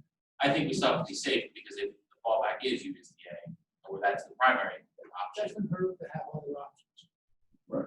More than for one. loans, you're talking about. Yes, Yeah. absolutely. Sure, sure. Yeah, Like Chris at the bottom of page 7, there is some, maybe some additional cost. Additional 4.2 services. on page 7. it said that they can do it, yeah, there has to be some, I think we've seen that at all. Exactly. Engineering proposals that we've had, right? There's no question about that. The 6.3, John, you're an engineer. 6.3, okay? That's probably not a bad number these days. Percentage. Is this from the United States Department of Agriculture, FMHA or not? Now, that's the loan. This is what Strasser Bear, the architect, they're basing their numbers on the, of course, the overall cost, and their percentage is 6.3. So I've seen already higher than that. 5 would be better yet. My engineering contracts with certain design like in Packers Island with the USDA, and they have curves that you have to use based on the estimated construction costs. And then once that is approved by USDA, in my case anyway, based on the estimate, they have to approve the estimate of construction costs too, USDA. And then that's your fee, and it's broken down into subcomponents. I don't know how this sub-organization might work. We've been paying roughly, we've done a lot of engineering for street projects, those are all pretty as far as the total project costs. I didn't pull the contract. I think I've ever seen a grant allowing up to 10%, right, 10% engineering, Oh, yes. so that must I be need to see the concept. I heard max is 15. 15, so that must be becoming more standard along the street. I guess, the only question would be if we did do a bid, we're talking delaying, 45 to 60 days to send the bid, advertise the bid, file contract the bid, to get the bid. Do we have that amount of time? I mean, I don't think we do. Well, I would recommend using them with, since they have the experience from other municipalities, projects that are similar, and this loan that we're trying to go for as well. It doesn't hurt to ask if they can do better. Doesn't cost us much. It's a good point. Yeah, I mean, you're gonna save a bunch of money, and I know 45 days, 60 days. No, no, if you ask them, it's council meeting. Oh, no, 2 yeah. weeks away. I still see what you're saying. No, I agree, I'm agreeing. Yeah, I understand. I'm just saying, not the 45. It's Yeah, just whatever it may be, council yeah. meeting, has to say, listen, can you sharpen the pencil and do anything better for us? I can agree with that. Say, listen, we don't want to go to bid in less than 30 days, but we're willing to 2 weeks. It's not, yeah, it's now or never. And we can That's make some phone calls in between there. So who's going to do that? Well, ask that. Yeah, who's gonna work with them on negotiating a lower? It's not that hard. Yeah, there's a question. I don't know. Yeah. I would say the city administrator, because you've been in direct communication with this council, correct? Sure, I'll ask them. Mhm. So yeah, I would I'm just clarifying who's doing what, because talking about people making phone calls and stuff, so I just didn't know. No, I say making phone calls, we'll check in some of the prices. I see, okay. See, not to these gentlemen. I make the call, check our contract, what we're paying now, and make some phone calls. What's the standard out, what's the norm out there right I don't think it's anything against them, because they're not workforce in one way. I agree though, just waiting, instead of going out to a full bid, 2 weeks is done. Can I, Yeah, Joe. I just have two thoughts, okay? One, I didn't see, or I don't remember seeing, maybe I might have seen their original contract with us, Strasser Bears contract. They just have They had a proposal, right? stuff. Yeah. But is their original design that they came up with for us proprietary? When you pay them again. I don't know. I don't know if we're allowed to get another company to build us something that Strasser Bear gave us the design for. Now, I'm not saying we can't, I'm just saying, I don't know if it's proprietary or not. We have to pay I'm stuff. scratch. Yeah. No, I think we own that. Yeah, and you may be right, but if it's in a contract that we don't, or in a proposal somewhere, I never seen that in there. well, I didn't either, I'm saying, that's another concern. And then obviously the other thing is, as everybody I guess has already talked about, they're the ones that build everybody else's police station and did a pretty good job. I'm not disputing that. No, I I know that. like working with them. I hear you. I was just, that was on my head. Percent is a percent. Right. No, I agree. I agree. 3/10 is 3/10. I agree. I like 5. So you know they're not setting their price based on a percentage of the overall budget. They did their price, and then they said it comes out to be a very competitive 6.3%. I'll guarantee you when Joe 6.3, that meant something, Joe. That number's there for, you know what I mean? I think what also it would be okay if you did the work, done with the price. Just go back. Put it back. Yeah. Can't, then that's the price is the price.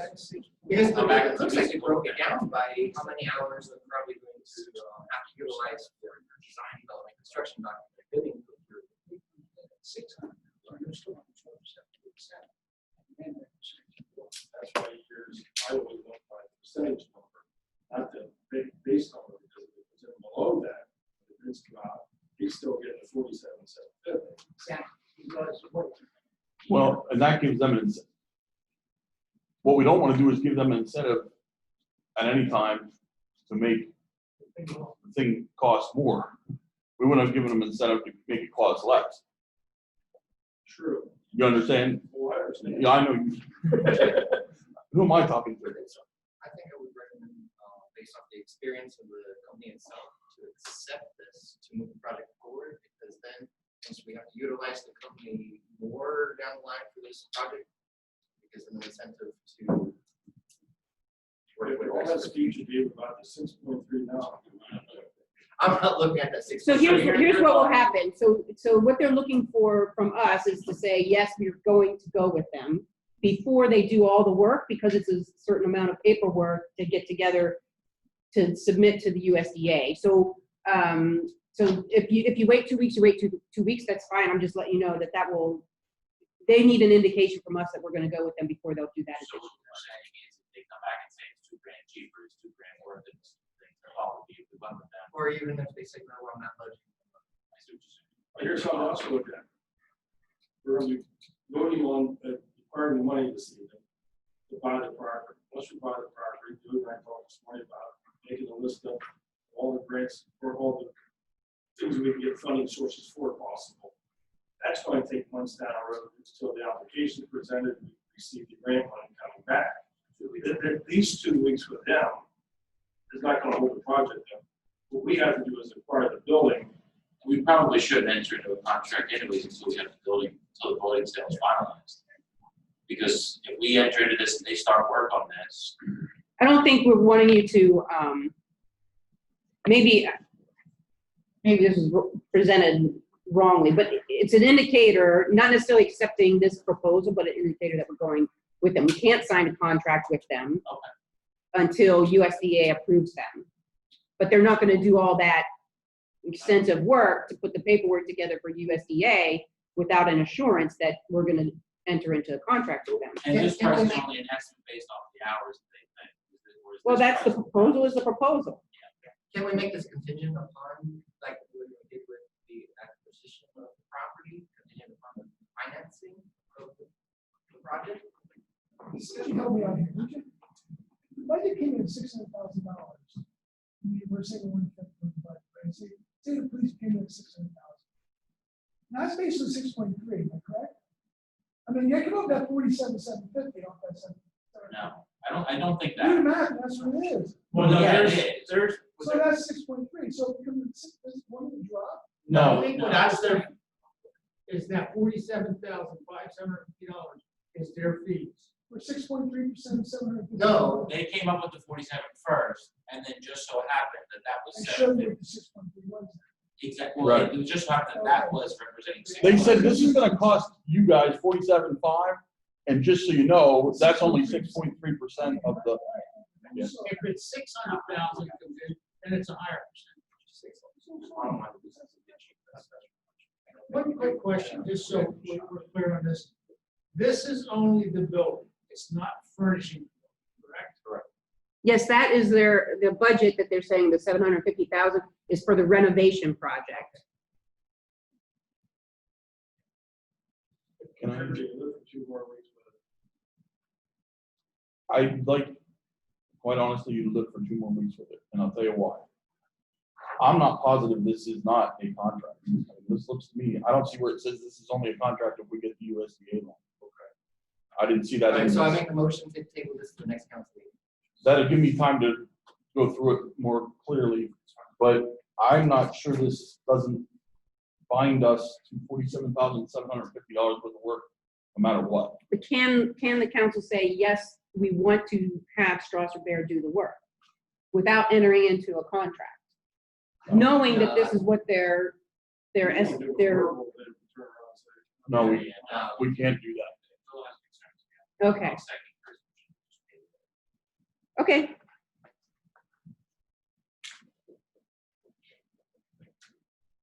Karlovic, Yes. Reichner, Yes. Reese, Yes. Brochus. Yes. Ister. Ms. Ocker, parking. SRB. Yes, so you should have there in your packet a letter from the Susquehanna River Valley Dental Health Clinic. Miss, can't remember her name. Anyway, don't have it in front of me. The gist of it, the letter is that in order to have to do patient care for the dental clinic, they cannot have patients waiting in their waiting room. So they have patients wait in their car in a parking space in front of the clinic, which is at 335 Market Street. So what they're asking for is to designate 2 or 3 spaces that are directly in front of the dental health clinic, so that that's reserved for the those patients with dental appointments, because it's when the patient arrives, they call in, a technician comes out, gets their information, checks them in for their appointment, and they continue to wait in their car until the dentist is ready to see them. It helps out the staff because they can see when somebody arrives. They can also have eyes on the patient in the car while they're waiting to be seen after they've checked in.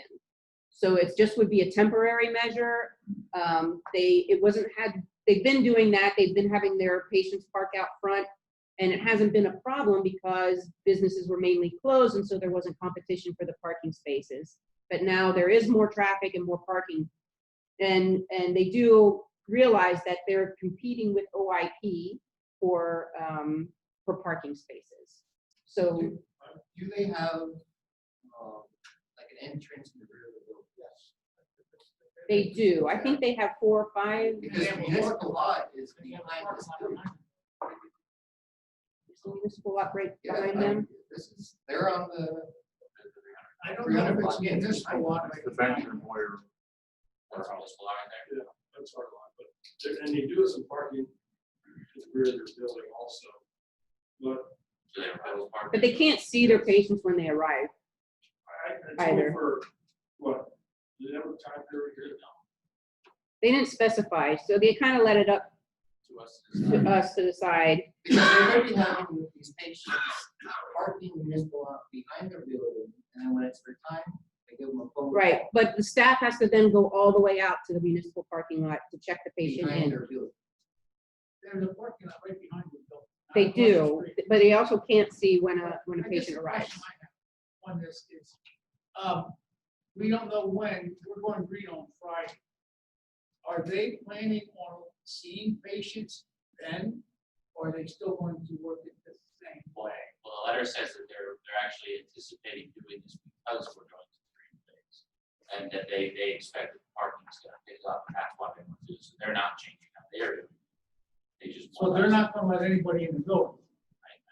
They won't have patients waiting in their waiting room. Yeah, That's what they're avoiding. There's numerous businesses that I've been reading lately on our downtown Market Street, that when we turn into the green phase on Friday, that their customers, for instance, the barber shop, the customers' appointments, their waiting room, or now their vehicles parked. When it's their time, they're gonna be let known to come in, but they're not requesting to reserve spaces. With the municipal lots being behind here, I don't see why they couldn't enact some kind of policy with their patients or customers. When you get here, give us a phone call. When it's your time, we're gonna call you to come in. This is how many spaces they want. It's a 2 or 3. So if you're gonna run into this now restaurant owner, I can block off 6 spaces, 7 spaces. What's the difference? Okay, the open one you got. Yeah, but it's only for the restaurants because of the outdoor sitting. It's not because the customers are. I don't know. Here's the guy's a toothache. This guy's waiting in the car to get a haircut. I think reserving a spot should only. How are you gonna designate just the park for those customers? Who's gonna put up the sign? I'm not. Why not? Because, well, if you guys order me to, I will. But I'm just saying, think about it. You're gonna make up a sign just for 2 spots. When am I gonna make a sign for the barber shop? Where's it stop? That's just my opinion. Well, don't we have an ordinance that we just put in place of use of public parking lots? Yeah, That's so what you're you're gonna saying. go lots, not. That's what I'm saying. Let's just go by that ordinance. Well, Already have it in place. can I just make one observation that I'm not positive of? Again, I don't have a vote. I'm not trying to tell anybody what to do. But I believe this is a nonprofit organization with, working with low-income Yes. individuals. Mhm. Which does, I don't care, but if it makes a difference, if there's a difference between a for-profit business and a non-profit business that can be differentiated. I understand that too, but there's also a difference from not having adequate parking directly behind the building. Oh, I'm not arguing with you, I was just having an making that entire observation. municipal lot behind it. On one aspect, that parking lot, that municipal parking lot, that is for the, what you call building back there? But Steve, The building. The county building. Lot Yeah. is County parked assistant. damn near full constantly. that's not, they have a parking lot on their own property. Well, they do, but I'm just saying the municipal parking lot behind there, we just paved that last It's year. the info. And that welfare lot there, that gets parked slam full, and then they're parking across the street by the tracks. Absolutely. So that's really not an option. for them to It's go. right next to OIP. They have a parking lot that can hold at least a half a dozen or 8 cars behind that. No, I'm just saying about the municipal, that gets like, See, they buy about 80 from the cemetery. what's that? They buy 80 from. Can I say, Do they have a plan on how they want spaces? Because that isn't really valid. I don't know. we just- Yeah. We can have them mark their own spaces. I mean, I just say, with no bag, no parking, and just tell the customers that's where patients, that's where they park. I mean, you can't, like you said, you can't do for one, like, well, we can shut down 6 in front of here and that. this is the So I place just next to want to OIP. clarify my comments that I was saying regarding municipal lot. I was thinking of a different building across the street, so we don't have. Yeah, so my comments. Raised Well, those there is comments. a municipal lot back there. I didn't know what Joel said, I didn't know it was a Not nonprofit. directly behind them, I don't It's a nonprofit. I would just motion to allow this. I second. All right. And But before we finalize this vote, what are we gonna do if every single business now sends us letters saying, hey, our customers Joel are made waiting it, outside? Joel made it. The, Difference between a nonprofit. it is an opportunity we are affording to a nonprofit facility that provides emergency care to citizens of the area. That is different than any other business, my business or any other business within the city limits that is operating for profit. But I mean, that's what my answer would be, Mayor, if somebody brought that up. I'm not, again, not trying to influence a vote, I'm just telling you that's what my. I voted. All right, vote time. But before we vote, so how are they going to mark their spots? Yes. Okay, and then how are we gonna say they're gonna mark their spots? however we determine, To be determined with the state. How many? Yeah. All right, and another thing, so if we're allowing this, okay, and our customers are sitting there, and a non-customer parks there, or patient parks there, are they gonna be calling the police department to come ticket this person out? It's just like any other, it's like if someone else has no parking except for this business, we're passing this as. Or like saying saying- parking except for this business. I would say it has to be specific for only during the business hours. Yeah, I agree with that. Yeah. So they have to put out in the morning, they have to take it out. Can I figure, It's a jump in bad again? idea. How many stalls, 2 or 3? I think it was two. they said they asked for 2 or 3, so how many would you like? 2. I say. No, I mean, Redo the motion because we didn't have all this. I say, But let me say one more thing, Mayor, if I may, and I apologize for keeping jumping in, but this is some legal stuff here. If the city, you brought up a good point, if the city is going to enforce the parking through the police department, the city ought to put up a sign that says the city of Sunbury has designated this as, not just allow them to put a sign on. Well, how's it different from on my lot? I own the lot. I put a sign up parking for so-and-so. You own the lot. So you're saying because it's the city of lot, we have to. It's a city owned, we don't have to, but I don't know that, if they post it, I don't know that we can enforce it. Then, What about if you bag them? You can bag, well, Bag them, but if you bag them and they park there, then anybody can park there. Well, I can put up. If, you know what I mean, if you're a not allowed sign. parking, I can just put up one sign, okay, that takes up 2 spots because the meters are square meters. Yeah. I put up one sign on those meters, just an official sign saying parking only for X place Yeah. between 7 AM, 3 PM, or whatever you guys want to do. It's one sign, we can stab it on there, and it's up to them. and then it's of course. Okay, and then if we're doing this with the signs, won't we run into an issue with the businesses that are renting the extra spots, municipal lot that actually need that permit to allow their sign there? I love my field. But this is the non. this is a nonprofit. For the nonprofit. This is this is a situation involving a nonprofit. and we're It's taking it on- temporary. It's during COVID and we're taking it on it's temporary. With the same expiration on it of August 31st. So that's the motion. That will allow Two stalls, Chris. two stalls, One sign. one Two stalls, sign one sign. until August 31st. Second, only during business hours. That does what the sign says. Second. Stand by. Okay. Reichner, Yes. Reese, Yes. Brochus, Yes. Eister, Karlovic. Yes. All right, CDBG. She's making that way all the way. Yeah, she's still here. God bless her. Mitzi, you want to unmute yourself? Okay, I think I'm unmuted. I'm had computer issues, so I'm trying to do this on my phone. Can you hear her? Can everyone hear me? As loud as it's going to get. Yes. Okay. For your CDBG CV, which is the coronavirus response funding, after admin, you have $174,432 to allocate to projects that meet the CDBG and CV criteria. So we had a committee that met and discussed the projects that were received. And I'll just go over the projects that we received and then what the committee and CEDACOG recommends and does not recommend. The Sunbury Revitalization, Inc. put in a request for a mobile hand washing and sanitizing station for $10,000 was their request. This would meet your citywide LMI benefit, helping all the LMI citizens within the city. That is one that the committee recommended to fund and fund at the $10,000 request. The second project that was recommended, the Shikellamy School District put forth a proposal for Chromebooks, hotspots, and internet access. They're requesting funding to benefit income-eligible LMI households and students that need assistance for remote learning that they're anticipating to occur.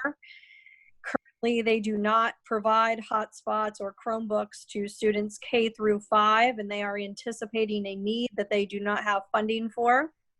They have 50 children in Section 8 housing that they've already identified that do meet the LMI criteria. and they're proposing $36,600 for this project. And the committee is recommending funding $36,600. The America's Hose Company has put in a project for a mask fitting and adapter kit.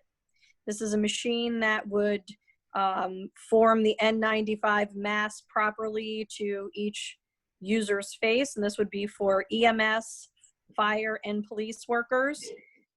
This would use your citywide LMI benefit, and they requested a cost of $14,278, and the committee recommends funding at $14,278. Sunbury Revitalization, Inc. also put forth a second proposal. This one would be for a business relief fund to help the businesses in Sunbury.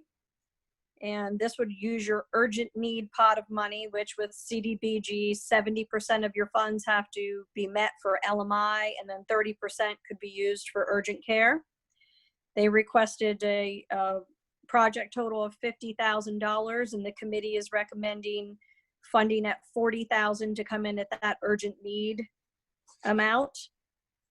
CSO put in a project request for a rent, mortgage, utility, and food assistance, and partial payment of a caseworker that would be assigned just to deal with the COVID response. This would be requested for LMI eligible residents in the city who need help because of the situation with COVID for their rent, their mortgage, utility, or food. And they requested a project for $100,000. And to meet within the parameters of your funding, the committee is recommending $73,554 of that be funded. The last project was submitted by the Salvation Army, also for a food rental, mortgage, and utility assistance program. They requested $15,000. The committee did not recommend the Salvation Army project because we heard from the United Way and from some other people on the committee that raised concerns about potential duplication of benefits with CSO. CSO is the county's repository for such funds, and they seem to be the one that has communication to ensure an intake process that there's no duplication of benefits.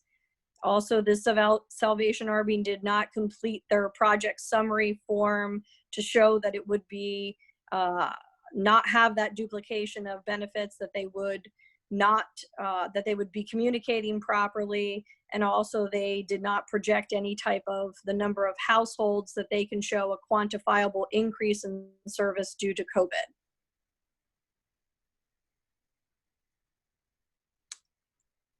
Are there any questions about the projects?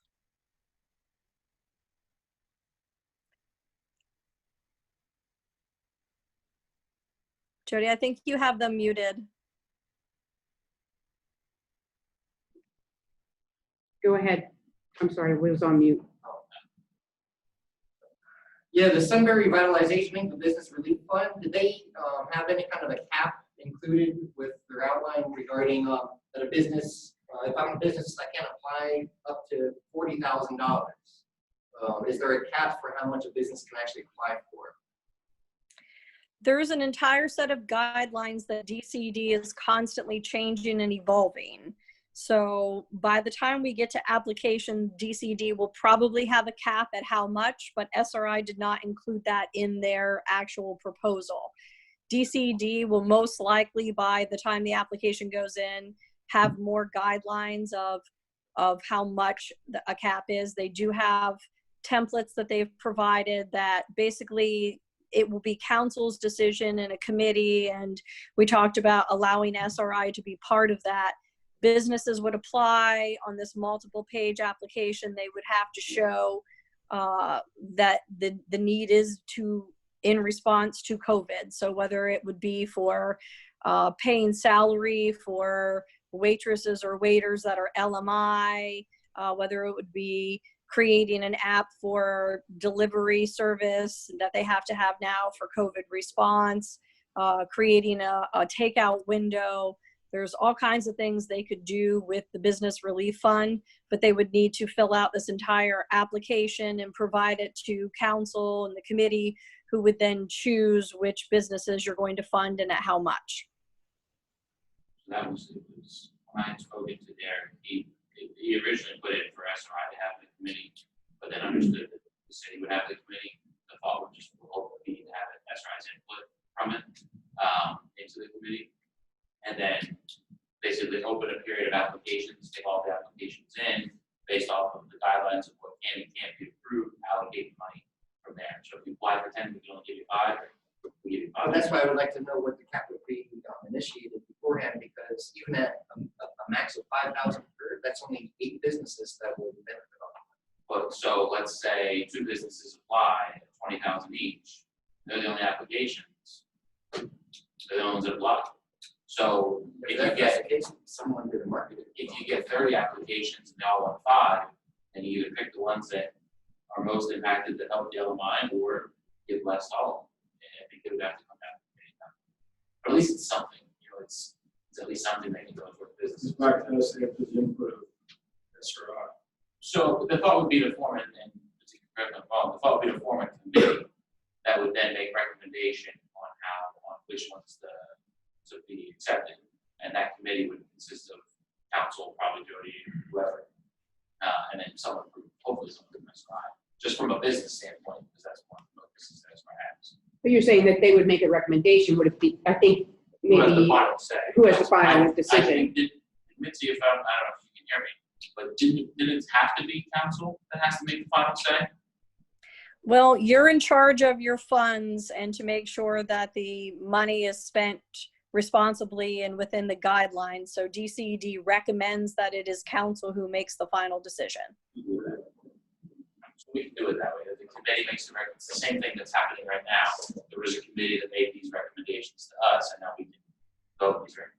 we could adjust it accordingly. Exactly. Well, it's the same thing. Well, who was the committee that made the recommendation? This. Yeah. That's up to you and Jody and SRI and to decide who's on the committee and who wants to be on the committee. And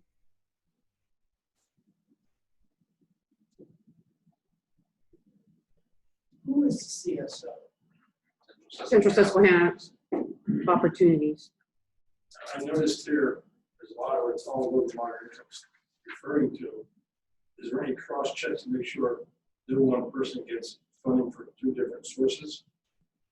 that's what the duplication of benefits that we need to make to ensure. And CSO does that now. They work and have communication with the United Way and with other organizations. There was a debate though with Salvation Army, because Salvation Army never really had these programs before. And when I asked how they were going to ensure that there wasn't going to be duplication with CSO, who was already running the program, they weren't real sure how they were going to do that. CSO has a whole, they are the county's repository. So all the funds and all the needs are coming through them and being assessed by them. So the committee and CEDACOG felt that they were the better applicant for the funds and to ensure that the duplication does not occur. Is there any way for, because I hate to see the Salvation Army get cut out. From town here, they do a lot for the residents here in the city. Is there any way that we can go back to those folks and make sure they have some real critical families that need something that would be taken care of by another one of these agencies that would be getting the funding? Yes, I can talk to CSO about that as well. And I know Joanne Troutman with the United Way said that the Salvation Army did have some other funding sources as well. So was your point though that Salvation Army could, if they identified someone with the needs, they could refer them to CSO or Yes. United Way for the help? So they can take care of it. Yes. That's one of my concerns. I don't want to see anybody cut out because they didn't have the proper procedures in place to handle this. That's not fair to the family. Sounds like they're benefiting the same people at least, so hope would be that they can get them. Right. Help. Yeah. Exactly. And so I just want to make sure we're clear. So council needs to either approve or not approve or adjust this tonight, correct? I'm Mitzi, sorry, I couldn't hear him. so, so the council is the council required to make a decision on this evening to determine which projects we want to fund? Yes, tonight is project selection. Tonight is project selection. I would make a motion to accept the recommendation from this committee. I would say With the stipulation, of the contact Salvation Army to make sure, those people are coming. yes, if they have any families in need, we try to help them. And you want to add a stipulation as well that council will select the committee to make the decisions on this? Well, I don't think it's a committee on all of the money. I think it's only a committee on the business relief fund. The rest of them is done by those organizations. So the Signaby School District. would- Right. I just meant the committee necessary for the business relief fund. Yes. Okay, that's included with the motion. Second. Okay, Reese, Yes. Brochus, Yes. Eister, Yes. Karlovic, Yes. Reichner. Yes. Real quick, before she goes, what's the timeline of these funds being available? That I don't know the answer to. Mitzi, did you hear the question? Something about a timeline. When the funds will actually be available? We are anticipating December. We are hoping for sooner, but knowing the way that DCD runs with reviewing and getting contracts out and signed, we're anticipating December, hoping for sooner.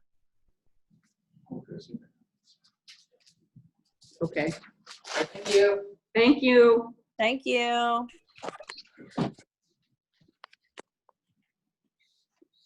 I think we did. Yeah, you did.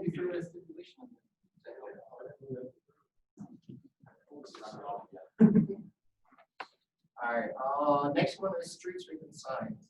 Every year, the city is using resources and manpower to provide paper warnings to individuals regarding street sweeper violations of the no parking ordinance with the implementation of it season after season. I understand this year we had COVID-19 and the city suspended street sweeping enforcement to lessen parking hardships with so many people staying home. This in turn ended up causing additional widespread confusion regarding the enforcement dates of this ordinance and additional use of city resources to correct the errors.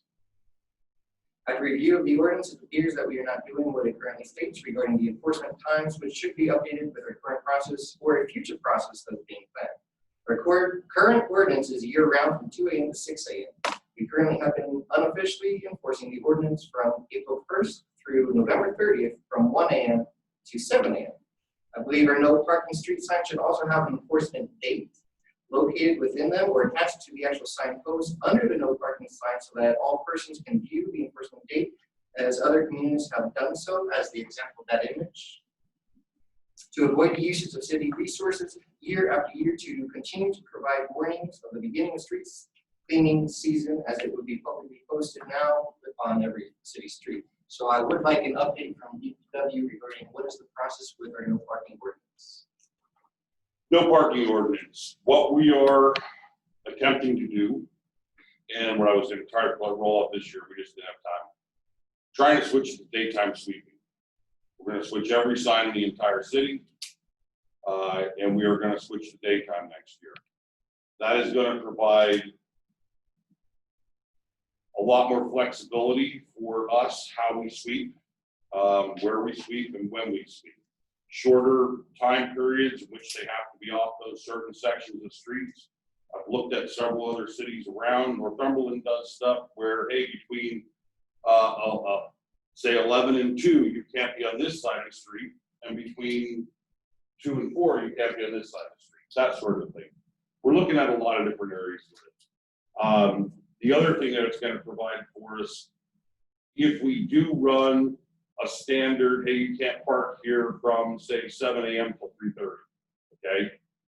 That's going to provide then it will provide the actual opportunity that the no parking ordinance was originally intended for, which was other contractors can come in, whether it's SMA, UGI, whoever, they can schedule around and say, we don't have to take the street up or anything. We can get up there and we can go get it while there's no parking in that area. We don't have to go drag people out of their houses to get their cars.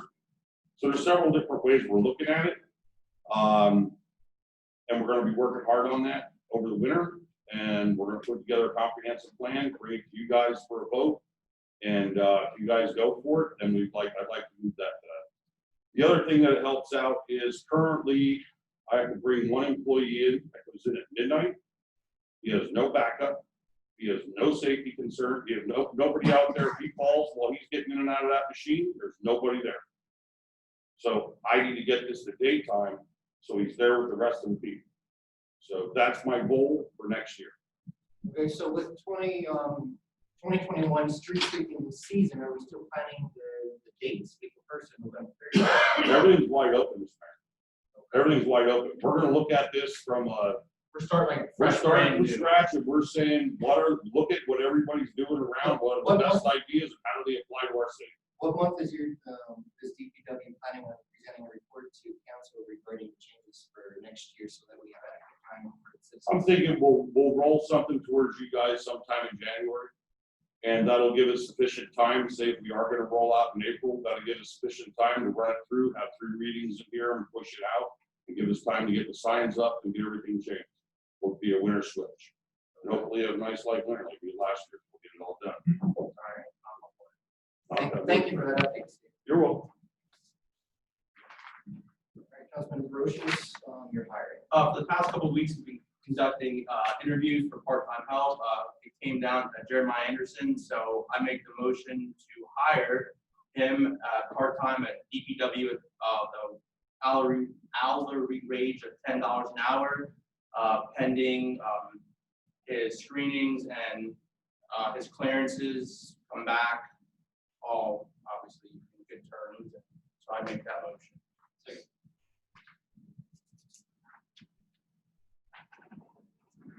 Ister, Yes. Karlovic, Yes. Reichner, Yes. Reese, Yes. Brochus. Yes.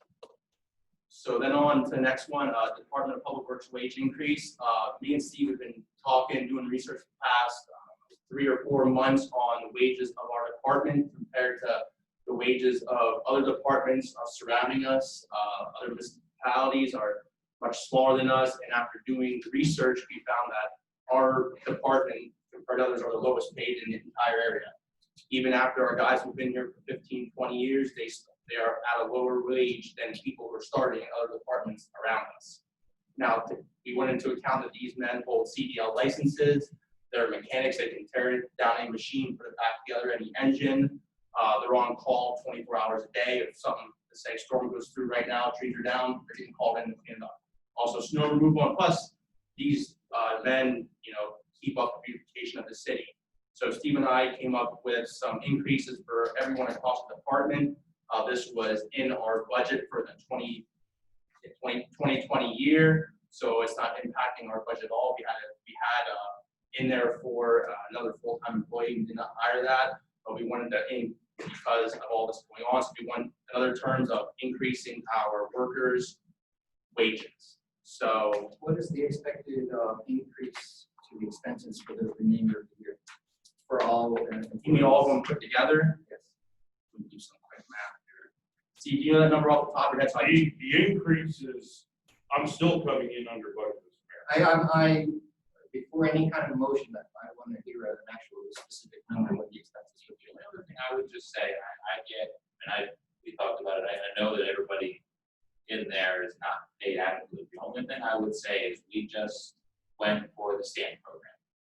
And the stamp program, we're about to put a bunch of money into that. And this is exactly one of the things that the stamp program is going to study. They're going to look at our wages across the entire city. They're going to look at how our management is across, because I think when it comes down to it, we may find that a couple of departments are in the same boat. So that's the only thing I would say is to hold off until that is complete, because we're about to put all the money into it anyways. Yeah. And that's what that's part of it. They're gonna do the management breakdown, the hourly pay breakdown, all of that will be broken down within that study that we're about to do. I mean, No, go ahead. I mean, I'm not in disagreement with you on that, but I also feel I worked alongside these guys for many years. Like, I know what they do. They do a hard work, and when they're here, and I don't think I should take someone else to tell me that, hey, they deserve a raise. Yeah, we know that they do. So, I mean, to say, well, we should wait, they don't really deserve it right now. That's doing them an injustice for the time they put in this city and for the amount of time that they've been here. I mean, we gotta start thinking of the next generation of workers that's gonna come in and do their job. And for the wages they're getting paid with their credentials, and their qualifications, they could leave the city and go make double their wage right now with the qualifications they have, but they're choosing to stay here because this is where they want to be. And to say they're not worth it, they're not valued at that, it's a crime to them in what they do for the city. Again, I don't think so that we're not saying that they're not worth it, because we have a lot of employees in the city. Our city is, compared to the turnover ratio or the job markets around the city, the people that have been here for the city have been here a long time. They stay with the city. I don't think that it's a crime against them that we're saying, I don't even think we're saying that they don't deserve it. I think what we're saying is it's been a long time since salaries across the city has been studied. And in fairness to not only them, but in fairness to the other departments. Because if we were to come out and do this now, and we found out through the study that all the departments needed it, it's better to do it all at once, my opinion, once that study is done. But we already voted to put money to this. And then, so the 2020 budget has already been approved. We're halfway through the 2020 budget. Every single employee for the city received an actual budgeted pay increase for the year. I do understand what you're saying. The majority of our employees are underpaid for the amount of work they work for the city, but I believe we should communicate this, work this out for the 2021 budget. So my question is, I mean, I'm not pointing fingers, but Chris, you're in charge of your department and so on across the board. So I mean, me and Steve, we met, like, we wanted to do this for our guys. I mean, that's your choice if you want to do that for yours. And to say it does come back, it's okay, everyone deserves an increase, but if you don't feel your people are worthy of, I'm not saying that. If they're not worthy of it, that's your choice not to do that. But I'm choosing, like, it's in the budget, it's coming under, we're still under budget. The manpower, it was put in there to hire another full-time employee. We didn't do that. So you're telling me, so if we don't do this, should we just hire a full-time employee that's in the budget? One quick question. So that means then, since you're using that for the existing employees, you're not gonna hire another full-time employee? Not for the remainder of this Hang on a year, second. no. Hang on a second. We are down, since I came, we are down 3 full-time employees in my department. 3 that I did not rehire. I am intending at some point to hire 1 more full-time. We are still gonna come under budget. What if the study says you need 2? Well, if the study says it, but if we don't need to, like, if we're getting everything done with the manpower that we have, just because the study says it, doesn't mean you have to go along with it. It's a suggestion for our what we are doing. All right, can I just interrupt here? So kind of what you're talking about is rather very stovepipe. You know, this councilman, this department head is making a decision for this department. This department head is making a decision for this department. We really need to look at this as an organization-wide personnel, wages, and benefits program. So even if you can stay within your budgets in your department, that offset that you're getting may actually be better applied to maybe plus up another department as you see it across an organization. If you do a large increase in your department now, and then we do the study, and we see that there are needs in other departments, but we've already obligated ourselves to this large increase. Now we can't afford it, right? Also, there needs to be an extrapolation from, yes, we can afford it in this year's budget, but can we afford it in future years' budgets? I asked that same thing. I mean, I'm not going back in the past about the debt service tax. I mean, That's because we calculated the debt service and we know how much debt service head we have. Because it's a different kind of pot of money. It's a different. So if I calculate a full-time employee now for this year, so you're telling me next year, if I can't afford it, I got to terminate something. Is that what you're saying? Yes, that can happen. Oh, I know, I get that. All right, and pretty much, it's Kevin left, but pretty much it's been basically the same amount. I mean, over there. But what we're saying, we're not changing any amounts. Yes, Just changing the structure of my employee. You're not changing any amounts right now. But come November, if you say I'm gonna hire another employee, you're changing them because you already gave that man's money or that person's money to these here right here. But we're 3 people under full-time that we were last year when Steve came on, so. When I came on. And there are other needs in the organization. There needs to be a supervisor in code department. There needs to be a supervisor in Parks and Rec. And we need to do this examination of our organization and structure, wages and benefits in a very structured manner, down deep diving, and then also extrapolating out to see what we can afford. If you make a decision in only this department right now, you could be shooting yourself in the foot to be able to get what's needed across the organization.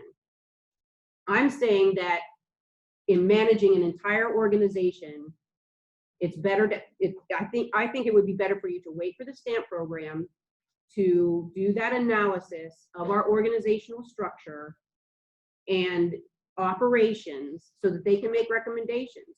So the reason you saved a lot of money is, yeah, you didn't hire the full-time employees back, you went to part-time. Sometimes that's good balancing in order to get more bang for your buck. And now you're maybe realizing maybe I need to, the part-timers aren't working out so well, I'd rather have a full-timer, but all of that kind of has to be in the big picture. A good perfect example, actually, we did it this year, police department set to hire more people, and instead it's different staggering because of the decision they made to wait, we were able to use the fund in the grant. So we were able to hire somebody from a different department because of the funds that they overall. So that's where I think you're gonna have a tough time just allocating all of that at once without even a pot of number. Mass pay increase across the board, because even if it's just department by department, it should not be done in the middle of the budget season. And something on debt service can't be counted because once you pay the debt off, it's gone. Once you hire somebody who's in their raise, okay, that's there forever until he retires. That cost doesn't go away. And every year when you get to whatever percentage, or sometimes you give a quarter an hour, whatever, that affects that till the gentleman retires. And Steve, back to your point about, you're shaking your head no. No, I'm just looking at my I'm screen, saying sorry. It does. I thought it meant it doesn't continue on. Steve, back to your department, it's either your men are doing such a good job or they were overstaffed for all these years. Well, my labor budget when I got here was $560,000. That was across the board, top to bottom, all labor. Okay?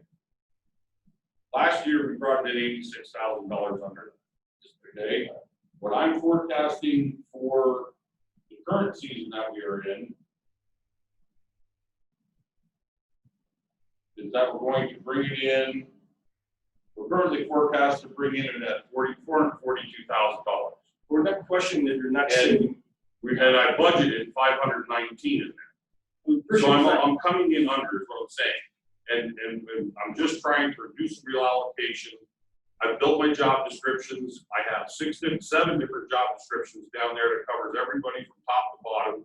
Within there with responsibilities that I can hand to each employee, each new employee, so he knows how to work the steps up the ladder. It has the rates of pay in for each one of those. I'm just saying I've gone through that. I'm Done not. an excellent job. And Jody's brought up a little bit ago, the whole city needs restructured. And I 100% concur. My question is, when is this program going to take place? When is it going to be finalized? This year, and now that the state has passed their budget, they'll sign off on the contract and we'll be able to hire the consultant. So it will happen this year. So you have to remember, every time you take the same money at the end of the year, you can't say, oh, we're going to give everybody a raise with it. It doesn't work that way. I get that.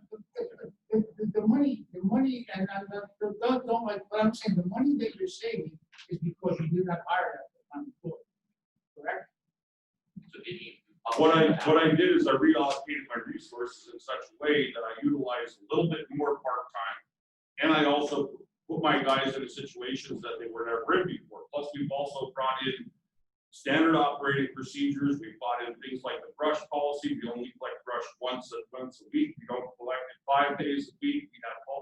We have everything itemized. Everything goes into a daily spreadsheet. That everything, we know how many hours it takes us every week to do each task. Do you realize the chaos? I fully respect every single employee of the city, no matter if it's a contracted janitor all the way up to the police department, okay? They all are an essential employee of this community. But we just cannot be, this is gonna cause chaos between the other departments.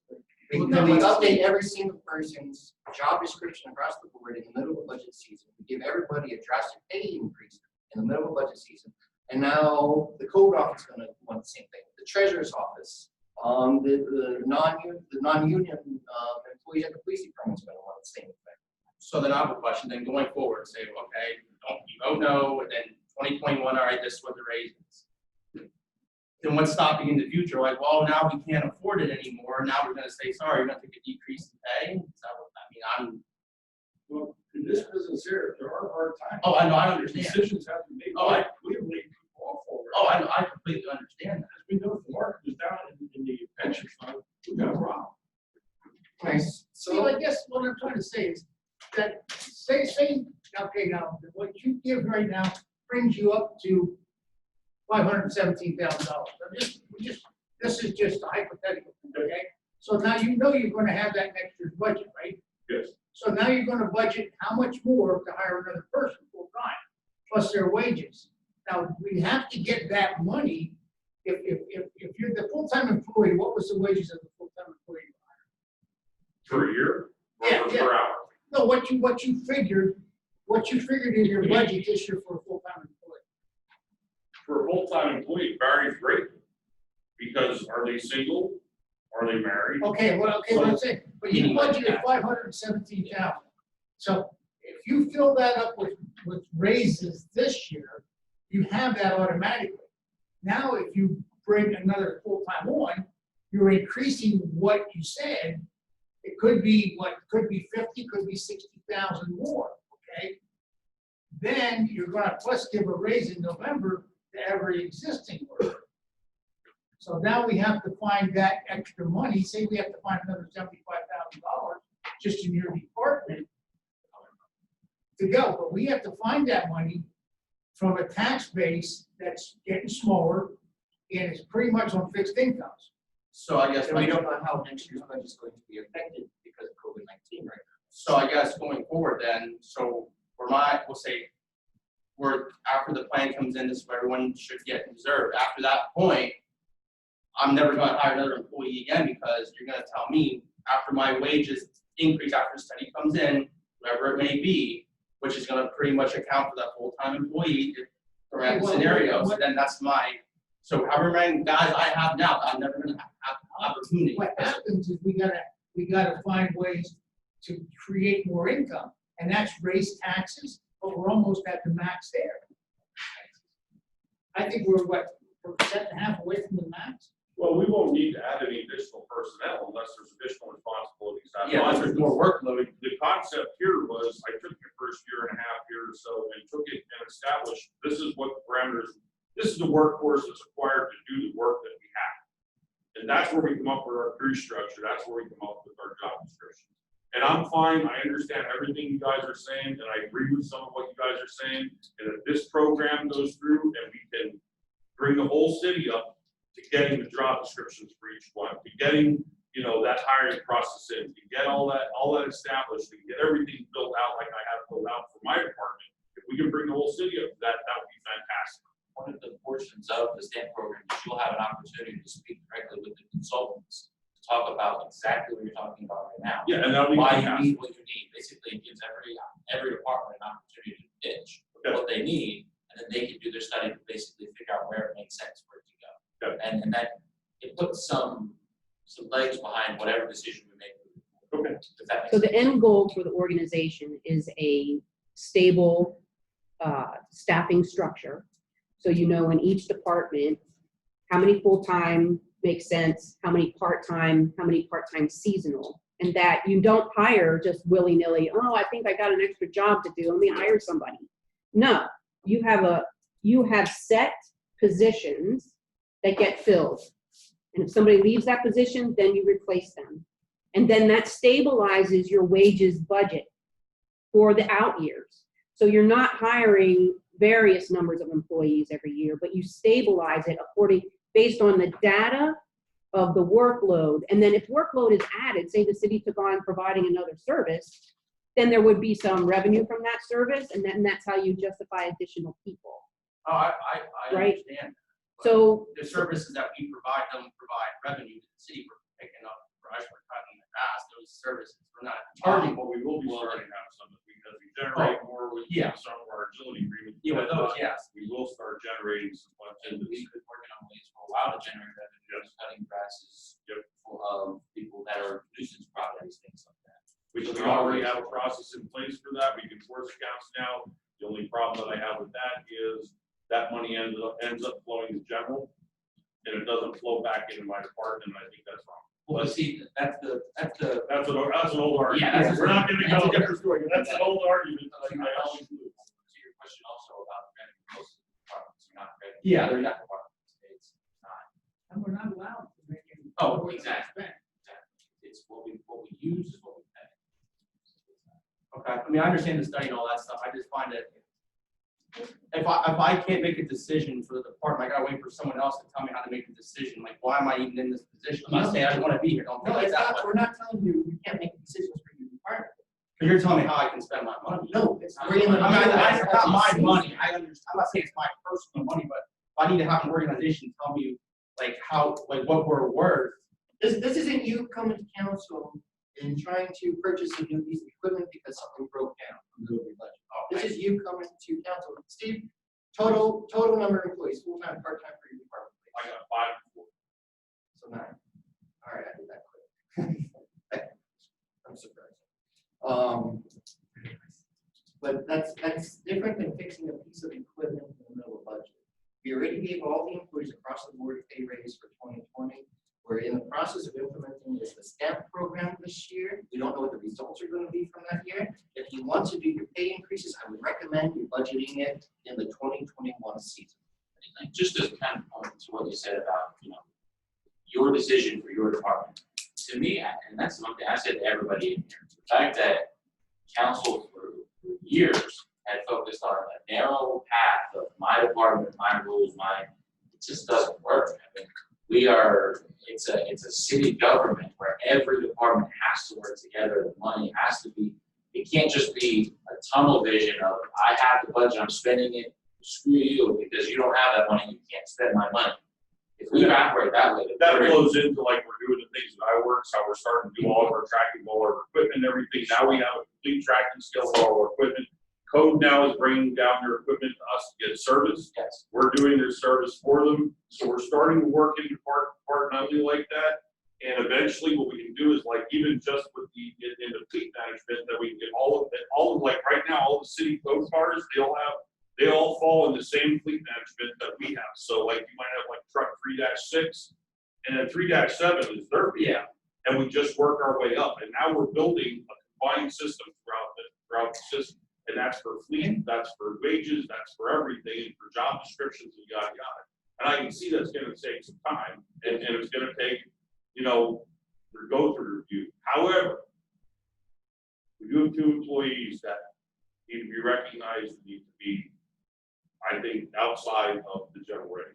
100% agree. So, I mean, I'm gonna have 2 motions here. The first one, I know it's a good shot now. But I make a motion to give the increases to the following individuals: Paul Russo, Glenn Obie, Randall Knapp, Michael Long, Greg Long, Perry Barnes, and Jeff Kunkel, going forward the rest of the year. That's my motion. Just for that first one. But how much you want to give them? Do you want to adopt? Do you want what they're after, what they're going to? Yeah, Paul Russo, he's part-time, he's going from $10 to $15 an hour because of his, I mean, if you want to know why, ask Steve, Steve's there, he can speak for that. Paul Russo, first off, is a retired truck driver that's got 40 years driving a truck, plus pulling wrenches. Hired him in down there. He is our sweep truck driver and has pulled wrenches and he mows and he does almost everything that the most experienced person down there does. He is woefully under rewarded at $10 an hour. Woeful. Okay, that's a man that carries a CDL. That's a man that has all that experience behind him. I hired him at $10 an hour to try him out, see how it would work out. It's worked out phenomenal. The man needs to be rewarded. Make him your full-time person. No, he doesn't want full-time, he's retired. He's yeah, retired. all right, when did you? Okay, moving on. I hired him over a year ago. All right, it'll be Glenn Obie, he's at $10, $20 to $11 an hour. Randy Knapp is at $17.56 to $19. Mikey Long is at $14.26 to $18. Craig, but also Mike is on call 24 hours a day. They just don't sound like people raises. Well, I mean, if you take the time to listen to Steve, he'll tell you why these raises are what they should be. Everything is based upon their job No, description. no. I mean, Craig is at 1836 to 20. Terry Lawrence is at 1836 to 19, and Jeff Pump at 1739 to 1850. So that those are the numbers. I mean, Is there a second to Councilman Brochus' motion? Okay, the table here is none. You have another motion. this is, knowing that was going to get shot down, this is the next one, talked about Paul Russo and Michael Long. Like I said, he explained about Paul, like I said about Mike Long, he's on call 24 hours a day. If something happens, Steve calls him to go out to do whatever needs to be done in the city. Like I said, to put Paul from, since these other rate increases didn't go in, Paul will go from $10 to $16, and Mike Long would go from $14.20 up to $16 an hour. Can I ask a question on Mike Long? I know that he does a lot within it, and I know from what I manage that he is the lowest on the total poll within there by a decent amount. Has he added any new job responsibilities in the last 6 months? Oh, absolutely. He has. They never let him run a hustler. He So runs he's doing hustler new mowers things. now for me. He runs the big 72-inch hustler mowers. He's been entrusted with a lot more responsibility and he's done a damn good job. Yeah. He's at $14.20 right now. He's going to take You want to take it, what, 16? the 16, yes. I'd go with that. Where's the updated job description? Steve, Because when we has it. I does all will that. give you, I have handed out the updated job I do description. think that. I don't think any more pay raises this year until. Well, yeah, make two separate motions. I'll make the first motion to get Paul Russo from $10 to $16. Is there a second? Table here is none. Next motion. I'm sticking with what Steve said. He did the research behind it. Okay, Mike's, next one, Ms. Yeah, Oster. yeah, one more motion. He has another motion to make. Mike Long, $14.20 to $16 an hour. Is there a second? Table here is none. Next topic, Ms. Oster or Evo.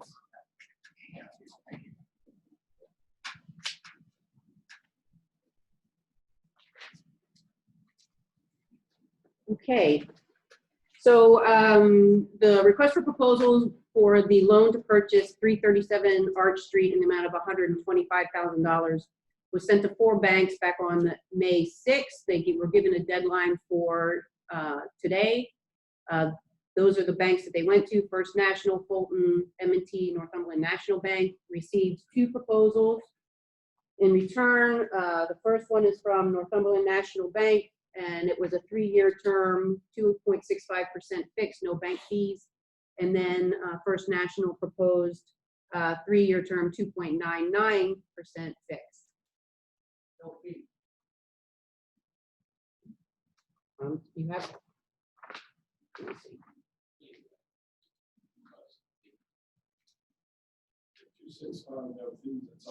yeah, Even if there are fees in the Make a Make a motion, Mr. Mayor, and we'll review everything, sign the proper documents. For which company? Oh, Northumberland National. Yeah, second that. Yes. Reichner, Reese, Yes. Brochus, yes. Heister, Yes. Karlovic. Yes. All right. Residential rental property? All right, so residential rental property has been significantly revised since it was first introduced back in May. And so there was a work session on the 1st of June, is being reintroduced today due to the modifications on the bill. The modifications included the rental inspection was just changed in terminology to a compliance inspection.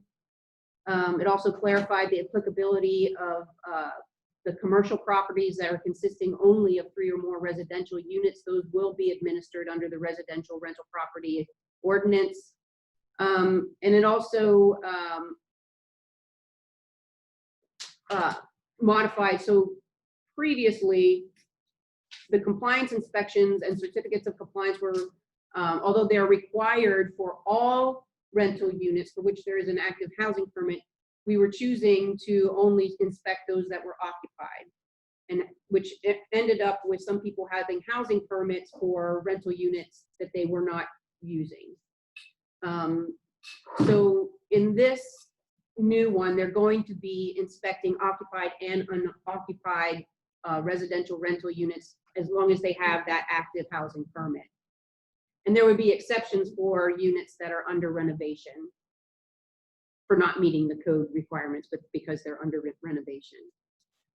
Also, it had updated the definitions, clarified the housing permit process and requirements, and clarified inspection procedures. And that's a summary of that ordinance. Second. Reese, Yes. Brochus, Yes. Eister, Karlovic, Yes. Reichner. Yes. Next is the first reading of Bill number 2020-06. This has been revised since it was proposed to be introduced and then was tabled. So it's being introduced today as new legislation. It was also discussed at a work session on June 1st. And it establishes a compliance inspection program for commercial properties. It establishes the requirements and process for a certificate of compliance that would be renewed every 3 years. And then significant revisions since it was first discussed was it clarified the applicability to the properties, and it also distinguished the certificate of occupancy that is required by Uniform Construction Code and the certificate of compliance, which would be required by this ordinance. Make a motion to send out. Second. Brochus, Yes. Eister, Karlovic, Yes. Reichner, Yes. Reese.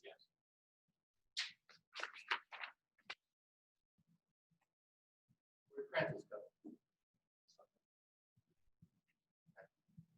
All right. Attendance has dwindled. Yeah. All right, Citizen Police Advisory Board. Most of us, if not all of us, have seen or heard of the protests that are occurring all around our nation regarding the injustice, discrimination, and police brutality that still exists within society. Remember, if any right of any person is diminished, even at the slightest amount due to prejudice, then at any time, any of mine or your rights can be as well for any reason, and that is not a just or fair society for anyone who calls the United States of America home. Police Chief Brad Hare and myself have and continue to work long and hard to revamp our city police force while bringing about a change for better public communication and interaction. We are a small city department. We will continue to lead by example, and we strive to always want to do better. We take pride with how our officers and the members of the public interact with one another. That is why I will be looking into the formation of CPAC. CPAC is the Citizen Police Advisory Commission, would serve as a liaison between the community and the police department by mediating problems or conflicts and serving as an advocate for programs, ideas, and methods to continue to improve the relationship between the police and community. So I'm just informing council that the chief and I, along with solicitor and some other members, we're going to be looking into the formation of this commission. The creation of this commission will take time, as we must ensure the proper implementation process and responsibilities are created to fit our community concerns and needs. This was one of the things that the governor had recommended that he's going to be, I believe, doing with the state police under his jurisdiction. And he recommends it for municipalities, so we're going to take a look at it. What the parameters are yet, we don't know, but we still have a lot of work to do. And they're not going to be making policies, stuff like that. They're going to be an advisor that will, they see Strictly things, advisory. they see things that maybe we can implement, maybe even make better. Brad, a little while ago, you spent some time referring to how to protect the community and the citizens, and also doing the proper procedures when you're catching the bad guy. I don't think anybody at this table will allow the citizens to attack you personally, physically, and the officers like we have seen in other communities. Right? Or firebound downtown Sunbury, or loot the buildings. I don't think we're going to accept that here in Sunbury. And I'll say this, we had the protest last week, and the kids obviously gives us some hope in the future because they were very well respected. They said their piece. I mean, they were a good group of kids. I hear there was another one going to be coming to town. I expect the same. I mean, they were all good.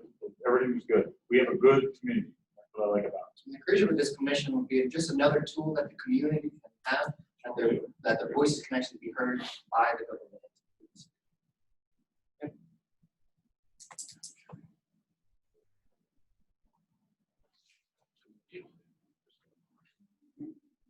All right, has council decided or thought about anything else regarding future use? Where are we at regarding the property that you're renovating, the store, the Chestnut Street? We're a little behind schedule now because we're working on the full. We have about a half strip. Steve left now, but Steve and I were talking about other locations to take in storage. So we're working on it. I think, Chris is about tabling. I think by the end of the year, we should come up with a solid deadline to get this building emptied out and proceed 2021 what's going to happen with the building.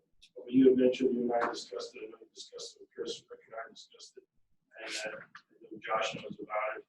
I think we're going to move forward on it, am I correct? On that building would be a parking lot someday. Yeah. Yeah, we just gotta look for ways to get them. All right, so I make a motion. Well, it's just a discussion. Yeah. So I would recommend council bringing back this for discussion to have an idea, probably by the first meeting, council meeting in September. I give this a couple months. But who sounds? Or you keep it time. That's fine. That's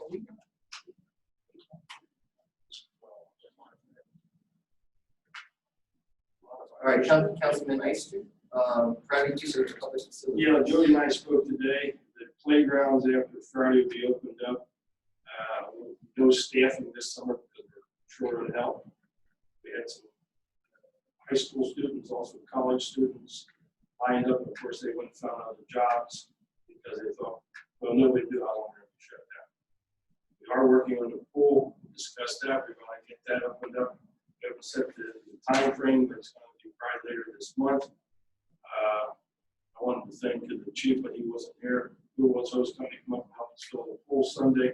We worked all day, and we love water in the pool. Pumps are running, and we have just a handful of things to put back up. And then I don't know. We can run a full schedule 7 days. Most likely, it's going to be a weekend schedule because staffing is critical. The OP playground. Once again, we were discussing possible volunteers, but we don't have staffing for that. So it's just. Accepting applications. Yes, Immediate time. and if you want to put it out to Chris, you're hired. On skate park, skateboard's open Friday too. I don't know, this particular item was on the agenda. What? Private use of public facilities for June events. That was, Yeah, that's what we're talking about. Oh, we didn't, like, if someone reserved something. yeah, I have all that in this part here, but Use of public facilities. Oh, she's not with the green part. So is there any reservations for public facilities in June? No, I don't know if there are there. I think for the pool, we have 1 or 2 bookings. Are you just allowing those? No, we're still working through head count wise and what we consider open space and the 6-foot spacing. But one good thing, in the pool, you're very safe because it's chlorinated, and if you think you got it, jump in. The 6 feet somehow. Yeah. So, I mean, it's we're working on it daily. And Joey's been staying up and informing us about the guidelines and so forth. Any change from there, they could. yep. Okay. Anything else, Mr. Mayor? No, Ms. Auger, reopened again. So this is just an update to the City of Sunbury, the operations plan. This would be for the green phase. So the city council meetings, we can return to in-person with social distancing. I recommend masks because everybody's in one enclosed space. Keep the council separate up there, and maybe you don't have to wear masks separate up there, but we'll keep the public back and try to maintain as much space as possible. Trying to maintain the same buffer room with the use of technology. Mhm. Okay, They'll be back there with back to the people. Yeah, they'll be sitting in the chairs behind them like our engineers. I was saying, you'll have your backs to the audience. Okay, we can figure it out. Yeah. But we will continue the virtual option for public attendance for those that can't make it in person, and also to keep the attendance numbers manageable. So the offices here at 225 Market Street, we will unlock the doors starting next Monday. And masks will still be required for visitors to enter. No more than 2 visitors in an office at a time, just so we can maintain social distance. They're going to continue to clean the waiting areas, high-touch surfaces as needed, and we're going to still encourage remote customer service, so using mail, email, and phone, and only in person when it's really necessary. And for code enforcement, they'd wear the PPE when interacting with the public. For instance, they do a code inspection or whatever, they should be wearing gloves and a mask entering any properties. We did suspend the rental inspections through the 1st of July. We did attempt to reinstate them, but we were encountering situations where there were individuals in homes that needed to be inspected who had either had COVID and now their family were sick or exposed to people with COVID. So we felt like we'll just delay it give a little bit more space and decrease the number of cases that we might encounter out there. For Parks and Recreation, just went over that. For private use of public facilities, it should be permitted as long as they have less than 250 attendees, but open attendance festivals are still not permitted. Meaning you're not controlling the number of people there. Large, yeah. And then recreation sites are open with precautions, and informational signs need to be posted, and no gatherings greater than 250. So the playgrounds, Keller Rice Sport Discovery will be open as of Friday, but they will not be staffed. OPG will open when we have the staffing in place. Have we found an outfitter to pressure wash or clean the playgrounds now? Since they've been closed for so long, just to make sure nothing's broken in them because nobody's been utilized. We'll go back around and check for any vandalism or anything broken. Like cleaning now, in fact, there's nobody in there for so long in the high temperatures. I mean, just an overall cleaning because like maybe moss or just overall dirt. Cobwebs. Just sitting and not being used. Okay, we'll check that out. Yeah, I understand. All right. And skate park and tennis courts can be open as of Friday. The Pursuing Recreation Complex will be open, and then they should follow the sports activity guidance. DPW will return to normal operations, social distancing measures remaining in place. Okay. You want? Chief, what about the police department for the green phase? We're pretty much open. We're opening back up to the public again? We've had the doors, we went yellow, we opened the doors back up. Made it a little bit easier, but nothing really changing there besides social distancing and people coming in. We check them. Is everybody still on the call? Yeah, there's 4 people still on the call. We know it's 4. I'll go through quickly. Just kind of told you what all the stuff I've been working on is on the screen there. The codification, I have to keep pushing. I extended again my own set deadline from the end of July now to the end of August.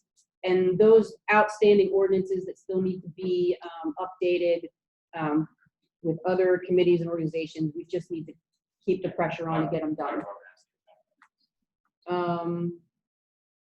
That was the update on the strategic management planning program we already talked about. These are the things going on in community economic development. I did meet May 28th with the Sunbury Community Partnership Forum. It was really a good forum talking about some things that we can be doing in the near future. Also met with Vanessa Vinios from the Chamber. We walked the downtown. We talked about how the Chamber can get more involved with promoting and helping Sunbury and its economic and community development, especially in the downtown area. Also met with David Rose he's from the Sally Blagg Urban Design Consultant, and he's very interested in also engaging more here. I also coordinated with Representative Culver and the Chamber when the Glen Raven closure was announced, getting the employee support And then there's also potential for, what's the potential for future development? And also attending, the chamber had an economic forecast Zoom webinar, which was very interesting, talking about post-COVID economic recovery, reshoring of manufacturing, migration from urban to non-urban areas, which I think are things that we can look at this as an opportunity to market Sunbury as a place that's open for that kind of, to receive those kinds of developments. Front office, just, helping with the audit, many other things going on in the front office. Accounts and Finance is working on the audit. We really need, it's mid-year, we need to do an evaluation of the budget and the revenue projections for the rest of the year. They did get a new computer installed to replace the Windows 7 machine. Code office, they're up to full staff. Already mentioned about the residential rental inspections, and working with the code office on the processes for the mobile food facility permits, and then providing staff training on that, and discussing it with Councilman Reese. We'd like to do the permit process, but not charge the fee yet. We haven't approved the fee by resolution for it yet, but we can at least pilot our processes and get that refined, and then 2021 fully implemented with the fee. But we can at least start registering in and working with the processes. Have we had any facilities apply? Not yet, because we're still getting all the paperwork, and we have that process that just about in place. I think in the next week or two, we'll start notifying mobile food facilities that we see, hey, you're going to need, these are the processes, you're going to need to apply for a permit. We already talked about Parks and Rec. They're doing lots of repairs and getting ready for the summer. And then streets and public improvements. The 4th Street intersections are being finished up, and then they have to be finished in order for the paving to start, which is slotted to begin on June 22nd. And then they plan to be starting the bid process for the Reagan Street project this month as well. And that's just a reiteration of streets projects. That's it. How do they do the announcements? What's that? You want me to do the announcements? 2020 census data, I think we're just about at 60%. We're a little bit in Sunbury, a little bit lower than the average around us. So we want to encourage people to complete the census, because that will impact the eligibility for funding and programs.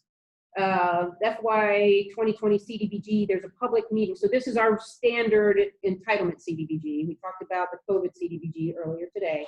So this is our annual one. First public meeting is June 24th. That's coordinated by CEDACOG. That is via their online venue. I forget what it is, Ring Central. And those instructions for signing on were published on Facebook, the website, and published in the paper. Heart and Heritage Committee, trying to schedule one of those for this month to get that started again. At the latest, I'll have one in July. And then the next council meeting, June 22nd. Council will be here in person, and we can also allow public to attend. And now it's time for public comment. Anybody still awake out there? All right. Is there any public comments or concerns? We will give you. Oh, got a hand up. Yeah. It's Bree Applebaum-Kula.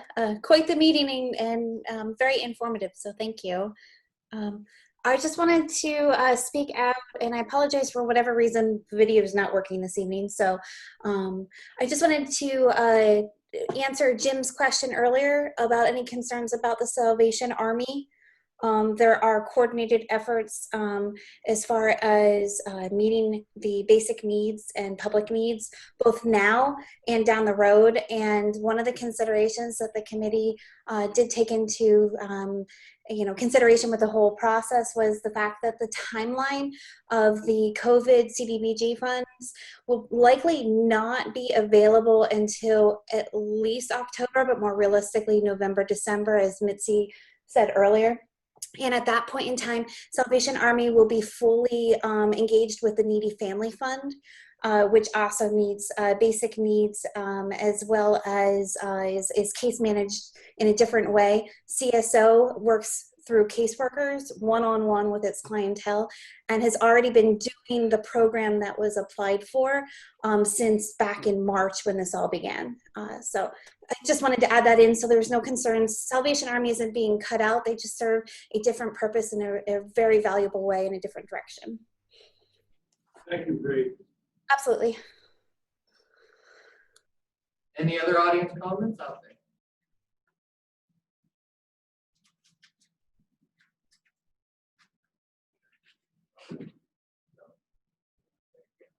All right, this meeting is now adjourned. Thank you.